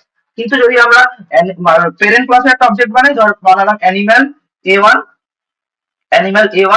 এবং এ ওয়ান ডট সাউন্ড, তাহলে কি আসার কথা না, অ্যানিমাল মেক সাউন্ড। ঠিক আছে, দেখি তাই আসে নাকি, মানে এ ওয়ান লিখতে হবে অফকোর্স, তো দেখি আসে নাকি, অফকোর্স অ্যানিমাল মেক সাউন্ড। তার মানে এটা পেরেন্ট ক্লাসের সাউন্ডটাকে ভাবছে এবং এটা চাইল্ড ক্লাসের সাউন্ডটাকে ভাবছে। আশা করছি বুঝতে পেরেছি, এটাই ছিল ফাংশন ওভাররাইডিং। খুব সহজভাবে আমরা ফাংশন ওভাররাইডিং বোঝানোর চেষ্টা করলাম। চারটে ফিচার্সে কমপ্লিট করলাম, অ্যাবস্ট্রাকশন, এনক্যাপসুলেশন, ইনহেরিটেন্স এবং পলিমরফিজম। আমরা মোটামুটি আমাদের ভিডিওর 95% কভার করে এসেছি, আর আমাদের কিছু ছোট ছোট টপিক বাকি আছে, চল সেগুলো করে আমাদের ভিডিওটা শেষ করব। প্রথমে যে টপিকটা ছোট ছোট বাকি আছে সেটা হচ্ছে ফ্রেন্ড ফাংশন। ফ্রেন্ড ফাংশন যেহেতু পরীক্ষার জন্য খুব ইম্পর্টেন্ট একটা টপিক, ফ্রেন্ড ফাংশন থেকে তোদের প্রায়শই কোয়েশ্চেন দিয়ে দেয়। ফ্রেন্ড ফাংশন কি, খুব সহজ, কিভাবে মনে রাখবো। ফ্রেন্ড ফাংশন কি, আমাদের আমরা যখন অ্যাক্সেস স্পেসিফায়ার পড়ছিলাম, আমরা তখন বললাম যে আমাদের তিন ধরনের অ্যাক্সেস স্পেসিফায়ার হয়, পাবলিক, প্রোটেক্টেড আর প্রাইভেট। পাবলিক মানে কি, যেটা সবার জন্য অ্যাক্সেসেবল। প্রাইভেট মানে হচ্ছে শুধুমাত্র নিজের ক্লাসে অ্যাক্সেসেবল। এবং প্রোটেক্টেড কি, প্রোটেক্টেড মানে তোর ডিরাইক্ট ক্লাসের মধ্যে অ্যাক্সেসেবল, মানে পেরেন্টের যে চাইল্ড ক্লাস, মানে তার যে ছেলে চাইল্ডের ক্লাসের জন্য শুধু অ্যাক্সেসেবল, মানে নিজের ক্লাসের মধ্যে তো সবসময় অ্যাক্সেসেবল এবং তার চাইল্ড ক্লাসও অ্যাক্সেসেবল। এটা হচ্ছে প্রোটেক্টেড আর প্রাইভেট। আমরা অ্যাক্সেস স্পেসিফায়ারে এটা আমরা ক্লিয়ারলি ডিসকাস করেছি, তোরা যদি ভুলে গিয়ে থাকিস আরেকবার ওই জায়গায় গিয়ে দেখে আশা করছি মনে পড়ে যাবে। এবার ফ্রেন্ড ফাংশন কি করে, ফ্রেন্ড ফাংশন হচ্ছে একটা নন মেম্বার ফাংশন। ফ্রেন্ড ফাংশন এটা নন মেম্বার ফাংশন, যেটা কি করে না, সেটা প্রাইভেট এন্ড প্রোটেক্টেড এর অ্যাক্সেস দেয়। As simple as that. মানে কি করে বোঝাতে পারবো, বোঝানোটা খুব সিম্পল। ধর তুই তোর ব্যাংক অ্যাকাউন্ট নাম্বার, ধর তোর খুব প্রিয় বন্ধু, তোর ব্যাংক অ্যাকাউন্ট নাম্বার আমাদের কি ধরনের ফাংশন, আমরা বলেছিলাম যে আমাদের নাম কি, নাম হচ্ছে পাবলিক, তারপর আছে আমাদের আধার নম্বর, ব্যাংক অ্যাকাউন্ট নম্বর, এইসব জিনিসপত্র। এইসব জিনিসপত্র কি প্রোটেক্টেড, মানে তোর কাছে অ্যাক্সেস থাকতে পারে এবং তোর ফ্যামিলির লোকের কাছে অ্যাক্সেস থাকতে পারে, মানে তোর ডিরাইক্ট ক্লাস যারা, মানে তোর সন্তান সন্ততি যারা, তাদের কাছে অ্যাক্সেস থাকতে পারে। কিন্তু প্রাইভেটের অ্যাক্সেস কারোর কাছে থাকবে না, প্রাইভেট ক্লাসের অ্যাক্সেস কারোর কাছে থাকবে না। কিন্তু এবার তুই ধর মনে করছিস যে এই প্রোটেক্টেড ক্লাসটার, ধর এই আধার নম্বরটা অন্য কারো জানতে পারে, মানে তুই ধর তোর ব্যাংক অ্যাকাউন্ট নাম্বার তুই বন্ধুকে দিতে পারিস, মানে খুব প্রিয় ধরো তোর কাছের বন্ধু, তাকে দিলে তুই জানিস কোনো সমস্যা হবে না, তুই তাকে তার অ্যাক্সেস দিতে পারিস। এবার সেম ব্যাপার প্রাইভেটের ক্ষেত্রেও, তুই এমন কোনো ইনফরমেশন তুই তোর কোনো কাছের বন্ধুকে বলতে পারিস, তুই জানিস যে যে বন্ধু তোর খুবই ভালো, তাকে বললে কোনো সমস্যা হবে না, তুই তাকে বলতে পারিস। তার মানে তুই যাকে বন্ধু বলে মনে করছিস তাকেই সেই প্রাইভেট ডেটাটা বা প্রোটেক্টেড ডেটাটা অ্যাক্সেস দিচ্ছিস। নিশ্চয়ই তুই ঘরে যতগুলো বন্ধু আছে সবাইকে তুই তোর ব্যাংক অ্যাকাউন্ট নাম্বার, তোর ব্যাংকের পাসওয়ার্ড বলছিস না, বা ব্যাংকের পিন কোডটা বলছিস না। তো সবাইকে তো অবশ্যই বলছিস না, কিন্তু তোর পাশে তোর খুব প্রিয় যে বন্ধু তাকে হয়তো তুই ব্যাংকের পিনটা বলেছিস, তুই জানিস যে তাকে বললে কিছু হবে না, বা তোর যে সিক্রেট ইনফরমেশনটা আছে, তোর যে প্রাইভেট ইনফরমেশনটা আছে, তুই নিশ্চয়ই সারা ক্লাসে সব বন্ধুদের বলে আসবি। তুই তোর একটা প্রিয় বন্ধুকে বলেছিস, যাকে বলে তুই জানিস যে কোনো সমস্যা হবে না, যাকে তুই ফ্রেন্ড বলে মনে করেছিস। সেইটাই হচ্ছে ফ্রেন্ড ফাংশন। ফ্রেন্ড ফাংশন বিষয়টা সেটাই, ফ্রেন্ড ফাংশন প্রাইভেট আর প্রোটেক্টেড এর অ্যাক্সেস দিতে সাহায্য করে। ফ্রেন্ড ফাংশন হচ্ছে একটা কিওয়ার্ড, যে কিওয়ার্ডটা যখন কি ফ্রেন্ডটা আমরা কোনো ক্লাসের আগে আমরা ফ্রেন্ড বলে ডিক্লেয়ার করে দেবো, আমি যেমন কোনো বন্ধুকে ফ্রেন্ড বলে ডিক্লেয়ার করি, তেমন কোনো ক্লাসকে যদি আমরা ফ্রেন্ড বলে ডিক্লেয়ার করে দিই, তার মানে সেই ক্লাসটা ওই ওপর ক্লাসটার ক্ষেত্রে তার যত প্রাইভেট আর প্রোটেক্টেড ডেটা অ্যাক্সেস নিতে পারে। দেখ আমরা একটা তলায় এক্সাম্পল কোড দিয়ে বুঝে নিই। ধর এখানে একটা দেওয়া আছে প্রাইভেট ইন্ট মার্কস, তাহলে প্রাইভেট আছে যখন প্রাইভেট আছে যখন তাহলে এটা সবার তো অ্যাক্সেস পাওয়া উচিত নয়। প্রাইভেট আছে মানে শুধুমাত্র এই ক্লাস স্টুডেন্টটাই এই মার্কসটার অ্যাক্সেস পাবে। এই মার্কসটার অ্যাক্সেস তার ডিরাইভ ক্লাসও পাবে না বা কেউই পাবে না। মার্কসটার অ্যাক্সেস শুধুমাত্র তো ওই স্টুডেন্ট ক্লাসটাই পাবে, কারণ স্টুডেন্ট ক্লাসের আগে পাবলিক লেখা নেই, লেখা আছে হচ্ছে প্রাইভেট। আশা করছি বুঝতে পেরেছিস। কিন্তু তুই চাস যে মার্কসটা কি অ্যাক্সেস পাবে না, কিন্তু যে ডিসপ্লে ফাংশনটা আছে সেটাকে তুই ডিক্লেয়ার করলি ফ্রেন্ড ভয়েড ডিসপ্লে। মানে যে ডিসপ্লে ফাংশনটা হবে, সেই ডিসপ্লে ফাংশনটাকে বললি ফ্রেন্ড, মানে ডিসপ্লে ফাংশনটা হচ্ছে আমার বন্ধু। মানে এই ডিসপ্লে ফাংশনটা তোর প্রাইভেট মেম্বারটাকে অ্যাক্সেস করতে পারবে। মানে তোকে আগে ডিক্লেয়ার করে দিতে হবে তুই কাদের কাদের ফ্রেন্ড বলে ডিক্লেয়ার করতে চাস, তুই বল না। তাহলে তুই ধর তোর কোনো গুরুত্বপূর্ণ ইনফরমেশন তুই তোর কোনো বন্ধুকে বলেছিস, ধর এবার তুই বলে রাখিস তোর বাড়িতে যে হ্যাঁ আমার এই ইনফরমেশনটা এই বন্ধুটা জানে, তোকে তাহলে বলে রাখতে হবে। এবার তোকে নাহলে তোর অবর্তমানে তোর বাড়ির লোক কাকে গিয়ে জিজ্ঞেস করবে? সব বন্ধুকে ধরে ধরে জিজ্ঞেস করবে, হ্যাঁ রে, এটা জানিস নাকি, এটা জানিস নাকি? এটা তো পসিবল নয়। তুই তোর কোনো গুরুত্বপূর্ণ বন্ধুকে বলে রেখেছিস যে একে আমি বলে রেখেছি, তুই বাড়িতে বলে হ্যাঁ আমার এই ইনফরমেশনটা এই বন্ধুটা জানে, মানে তোকে একটা আমার কিছু একটা গুরুত্বপূর্ণ ইনফরমেশন এ জানে, তাহলে একে ফ্রেন্ড বলে ডিক্লেয়ার করেছিস। মানে তোর যারা কাছের বন্ধু, তোর কোনো সমস্যা বা তোর কোনো ইনফরমেশন জানার দরকার হলে তোর বাবা মা তো তাকেই জিজ্ঞেস করবে না, তোর কোনো যারা কাছের বন্ধু নিশ্চয়ই তোর একটা দূরের বন্ধুকে জিজ্ঞেস করবে না, তোর একদম কাছের যারা বন্ধু তাদেরকে জিজ্ঞেস করবে। এক্স্যাক্টলি ফ্রেন্ড ফাংশন হচ্ছে সেটাই। আমাকে আগে ক্লাসের মধ্যে ডিক্লেয়ার করতে হবে ফ্রেন্ড ভয়েড ডিসপ্লে, মানে ডিসপ্লে ফাংশনটা হচ্ছে আমার এই স্টুডেন্ট ক্লাসের ফ্রেন্ড। তার মানে স্টুডেন্ট ক্লাসে যা প্রাইভেট মেম্বার বা যা প্রোটেক্টেড মেম্বার সেটা ডিসপ্লে ফাংশনটা অ্যাক্সেস করতে পারবে। আশা করছি বোঝাতে পেরেছি। আমি একাধিক ফাংশনকেও ফ্রেন্ড ফাংশন বলে বলতে পারি, তাতে কোনো সমস্যা নেই। তাহলে যে যখন ভয়েড ডিসপ্লেটা আছে, তখন ভয়েড ডিসপ্লে এই এস ডট মার্কসটাকে দেখ অ্যাক্সেস করতে পেরেছে। কেন অ্যাক্সেস করতে পেরেছে? না, এই মার্কসটা প্রাইভেট ফাংশন হওয়া প্রাইভেট মেম্বার হওয়া সত্ত্বেও যেহেতু ডিসপ্লে ফাংশনটা ওর ফ্রেন্ড, তাই জন্য অ্যাক্সেস করতে পেরেছে। যদি আমি এখানে ফ্রেন্ড ওয়ার্ডটা না লিখতাম তাহলে এটা আমাকে এরর দিত, কারণ এই মার্কসটাকে ও খুঁজেই পাচ্ছে না। তো কারণ মার্কসটা তো প্রাইভেট, মার্কসটা শুধুমাত্র তাহলে তো স্টুডেন্ট ক্লাসটার জন্য অ্যাক্সেসেবল। আশা করছি বুঝতে পেরেছিস কি বলছি। আশা করছি ক্লিয়ারলি বোঝাতে পারলাম এই জিনিসটা কি। তাহলে ধর আমরা এই কোডটা আমরা লিখে দেখি। আমরা কোডটাকে কপি করে নিয়েছি, তাহলে এখানে আমরা কোডটাকে পেস্ট করলাম। ঠিক আছে, চল দেখি এবার কি হয়। আমরা একবার দেখে নিই। এই হচ্ছে কোডটা, ঠিক আছে। দেখ এই কোডটাকে আমরা ফ্রেন্ড ফাংশনে যে কোডটা আমরা এখানে তোকে বোঝালাম, সেই কোডটাকে আমরা এখান থেকে কপি করে নিয়ে আমরা এখানে কম্পাইলারে দেখি, কম্পাইল করি কি দেওয়ার কথা। কি দেওয়ার কথা? আমরা কম্পাইল করলে এখানে কি দেওয়ার কথা? আমরা এস ডট মার্কস মানে 90টা প্রিন্ট হওয়ার কথা, দেখি আসছে নাকি। অফকোর্স 90 প্রিন্ট হচ্ছে, কিন্তু যেই নাম এখান থেকে ফ্রেন্ড ওয়ার্ডটা সরিয়ে দিলাম তাহলে রান করলে দেখ এরর দেবে, দেওয়া উচিত। দেখ অবশ্যই এরর দিচ্ছে, দেখ মার্কসটাকে এক্সেস করতে পারছে না। কেন? দেখ বলে দিচ্ছে marks is private in this context, মানে মার্কসটা প্রাইভেট বলে অ্যাক্সেস করতে পারছে না। আশা করছি আমরা বোঝাতে পারলাম এই ফ্রেন্ড ফাংশনের কেসটা কি। নেক্সট আমরা বলবো হচ্ছে স্ট্যাটিক কিওয়ার্ড। স্ট্যাটিক কিওয়ার্ডও খুব ইম্পর্টেন্ট একটা জিনিস। স্ট্যাটিকটা কি? স্ট্যাটিক হচ্ছে কি জিনিস? না, স্ট্যাটিক হচ্ছে, ধর আমরা এতক্ষণ কি দেখছিলাম যে কোনো অবজেক্ট, কোনো একটা ধর কোনো একটা ডেট আমরা এতক্ষণ বলছিলাম যে ক্লাস, কোনো ক্লাস তো একটা ব্লু প্রিন্ট, অবজেক্ট হচ্ছে তার ইনস্ট্যান্স, আমরা শুরুতেই বলেছি। কোনো মেম্বার ফাংশন বা কোনো ভ্যারিয়েবল সেটা তার হয়, অবজেক্ট ধর ক্লাসের হয় না, তাই না? আমরা যখন লিখছিলাম এস ডট নে, প্রথমটা আমরা যখন করেছিলাম স্টুডেন্ট এস ওয়ান লিখেছিলাম যে এস ওয়ান ডট নেম অনিন্দ, এস ওয়ান ডট রোল 33, তাহলে নেমটা কার? এস ওয়ান এর, তো স্টুডেন্টটা তো নয় রে বাবা। রোল নামটা কার? এস ওয়ান এর। রোলটা কার? এস ওয়ান এর, নট স্টুডেন্টের। পরে আবার স্টুডেন্ট এস টু একটা অবজেক্ট নিলাম যে এস টু ডট নেম হচ্ছে অনি, তাহলে অনি নামটা কার? এস টুর, নট স্টুডেন্টের। আশা করছি বলতে পেরেছি। মানে নাম রোল এগুলো কার? অবজেক্টর, ক্লাসের নয়। কিন্তু স্ট্যাটিক যদি আমরা তার আগে মেনশন করি, মানে স্ট্যাটিক মেনশন করা মানে সেটা অবজেক্টের নয়, সেটা হচ্ছে ওই ক্লাসটার মেম্বার কার কাছে বিলং করে, সেটা হচ্ছে ক্লাসটার। তাহলে এর ফলে কি হবে, যত যদি যখন আমরা নেম রোলটা লিখছি, তাহলে যখন object S one dot name Anindo হয়েছে, মানে একটা বালতি তৈরি হয়েছে। মানে ধর এই স্টুডেন্ট এস ওয়ান আছে, এস ওয়ান এর জন্য একটা জায়গা তৈরি হয়েছে, সেখানে নেম একটা জায়গায় অ্যালোকেট হয়েছে এবং রোল একটা জায়গায় অ্যালোকেট হয়েছে। আবার এস টুর জন্য সেম, একটা নেম অ্যালোকেট হচ্ছে, একটা রোল অ্যালোকেট হয়েছে। আবার এস থ্রি হলো তাই হবে, একটা নেম অ্যালোকেট হবে, একটা রোল অ্যালোকেট হবে। এইটা গেল নর্মাল মেম্বার। যখন আমরা স্ট্যাটিক ডিক্লেয়ার করে দেবো, স্ট্যাটিক ডেটা মেম্বার ডিক্লেয়ার করে দেবো কোনোটাকে, তাহলে সেটা সবার জন্য একটাই ডিক্লেয়ার করবো।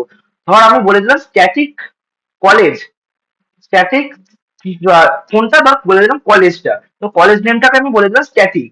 এর ফলে স্ট্যাটিক যখনই কলেজ নেমটাকে ডিক্লেয়ার করলাম, তাহলে স্টুডেন্ট যে ক্লাসটা, কলেজ নেমটা তার জন্য বিলং করবে। ফলে স্টুডেন্ট ক্লাসের মধ্যে যতগুলো অবজেক্ট থাকুক না কেন, তাহলে প্রত্যেকের জন্যই ওই জিনিসটা কমন, প্রত্যেকের জন্যই কলেজটা কমন। দেখ এবার বলবি যে দাদা ভাই যখন লাভটা কি হলো, লাভটা এখানে হলো, লাভটা হচ্ছে আমার স্টোরেজ বাঁচলো। কেন না, এর যদি আমি এটাকে স্ট্যাটিক মেম্বার না করতাম, তাহলে এর জন্য একবার কলেজ হতো, এর জন্য আবার কলেজের জায়গা ধরতো, এর জন্য আবার কলেজের জায়গা ধরতো। এরকম ভাবে করে আমার লাভটা কি হচ্ছে বল, এখানে হয়তো 3টে অবজেক্ট আছে, ধর আমার কাছে 3000টা অবজেক্ট আছে, তাহলে 3000 বার এক্সট্রা করে তো কোনো লাভ নেই, মানে 3000 জনের জায়গা তো ওয়েস্ট হচ্ছে।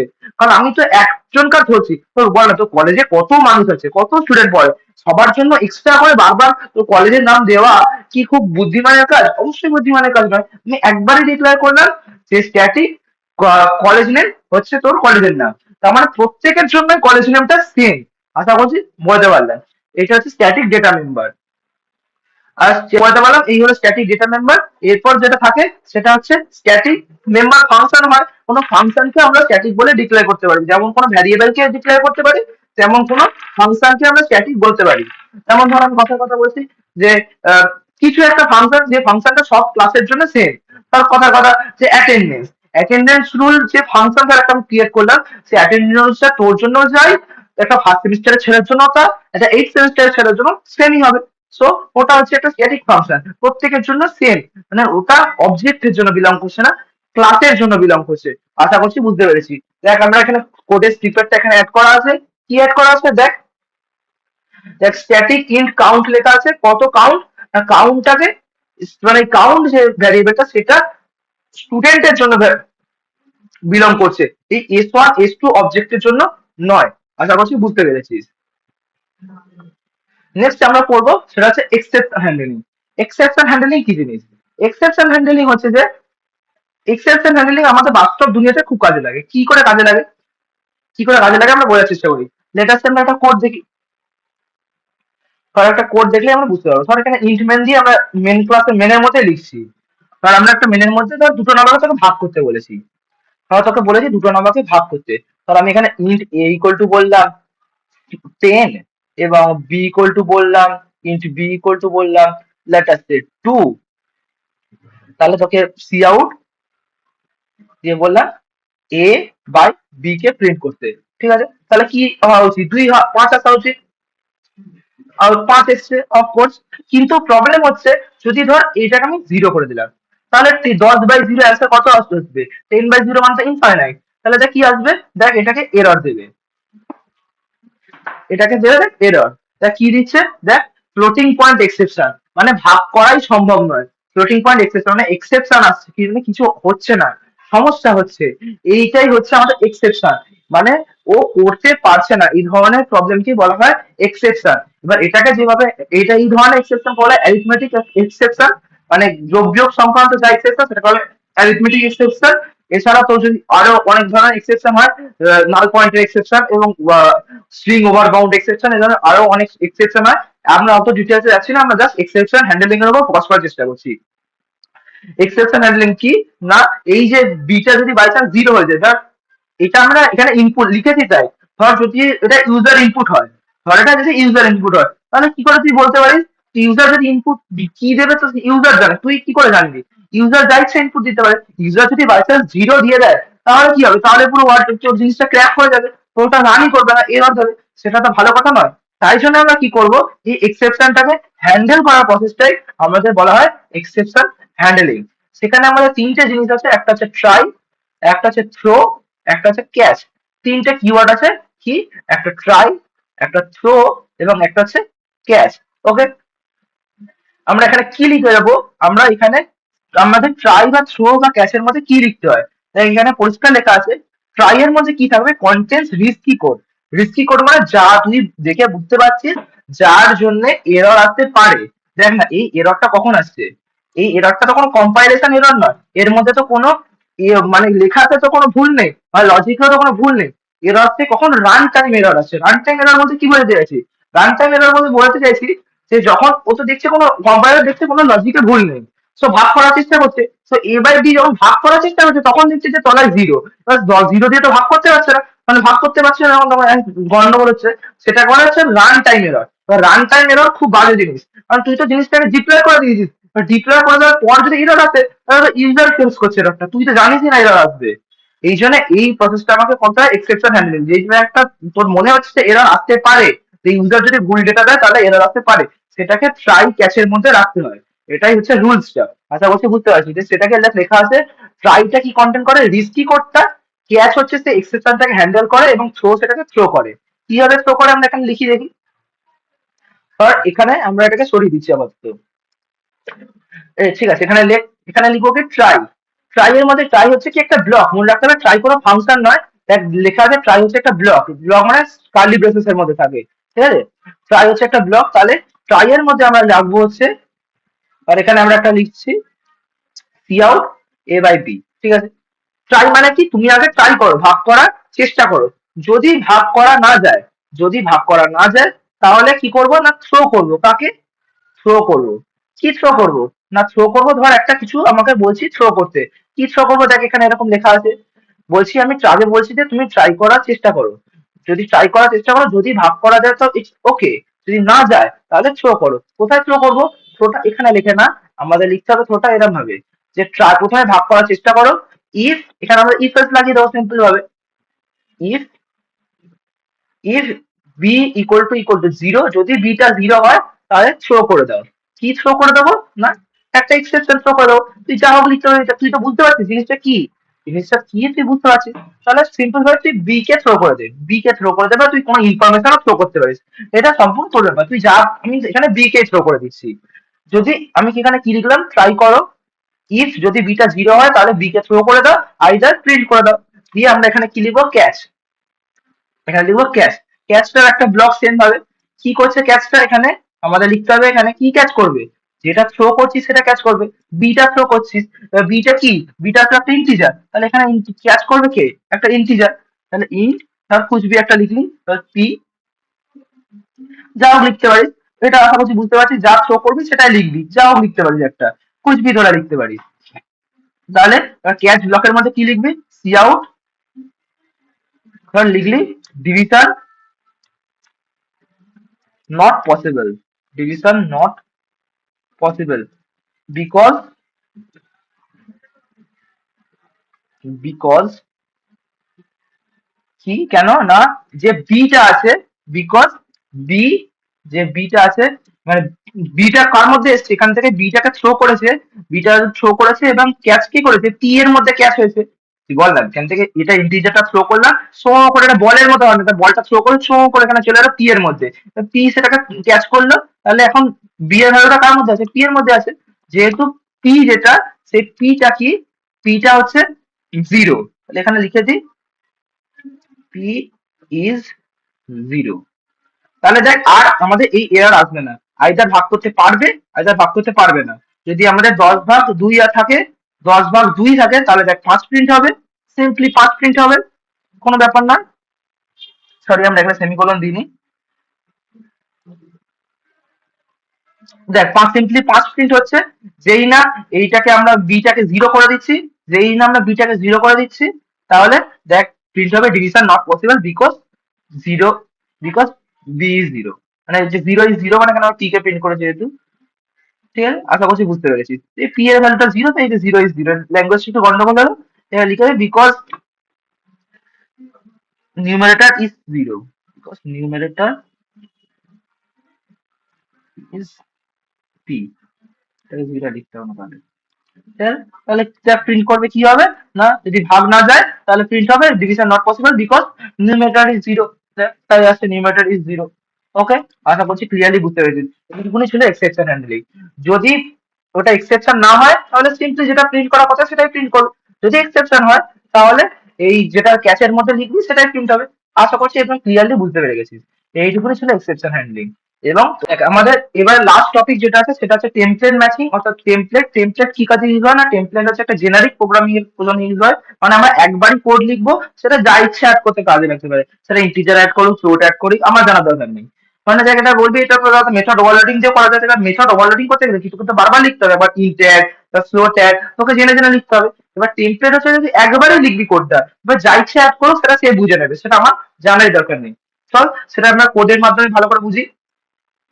দেখ আমরা এবার অ্যাড করতে চাইছি, ইন্ট মেনটা তো আশা করছি বুঝতে পারছি, সি আউট অ্যাড 10,20, আবার এখানে সি আউট অ্যাড 2.5, 3.4, মানে যোগ একবার 10 আর 20 যোগ করবে, একবার 2.5 আর 3.4 কে যোগ করবে। ঠিক আছে, আমাদের অ্যাড ফাংশনটা কি করে লিখবো, যেমন আমরা অ্যাড লিখে ছোটবেলা থেকে লিখি তেমনই লিখবো।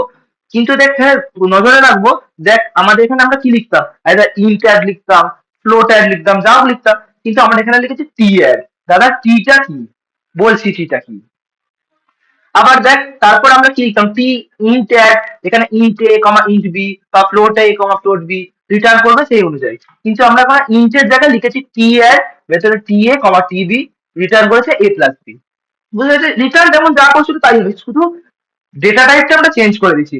ডেটা টাইপটা আমি নিজের মধ্যে ডেটা টাইপ দিয়েছি, তার জন্য আমি কি লিখেছি, ওপরে টেমপ্লেট ব্র্যাকেটের মধ্যে ক্লাস দিয়ে একটা ক্লাসের নাম দিয়েছি, ক্লাস টি দিয়েছি। তুই টি এর জায়গায় তুই অন্য কিছু দিতে হবে, টি এর জায়গায় তুই টিও দিলে কিছু হবে না। এটা যদি আমি এখানে টি করি তাহলে আমাকে এই জায়গাগুলো টি করতে হবে।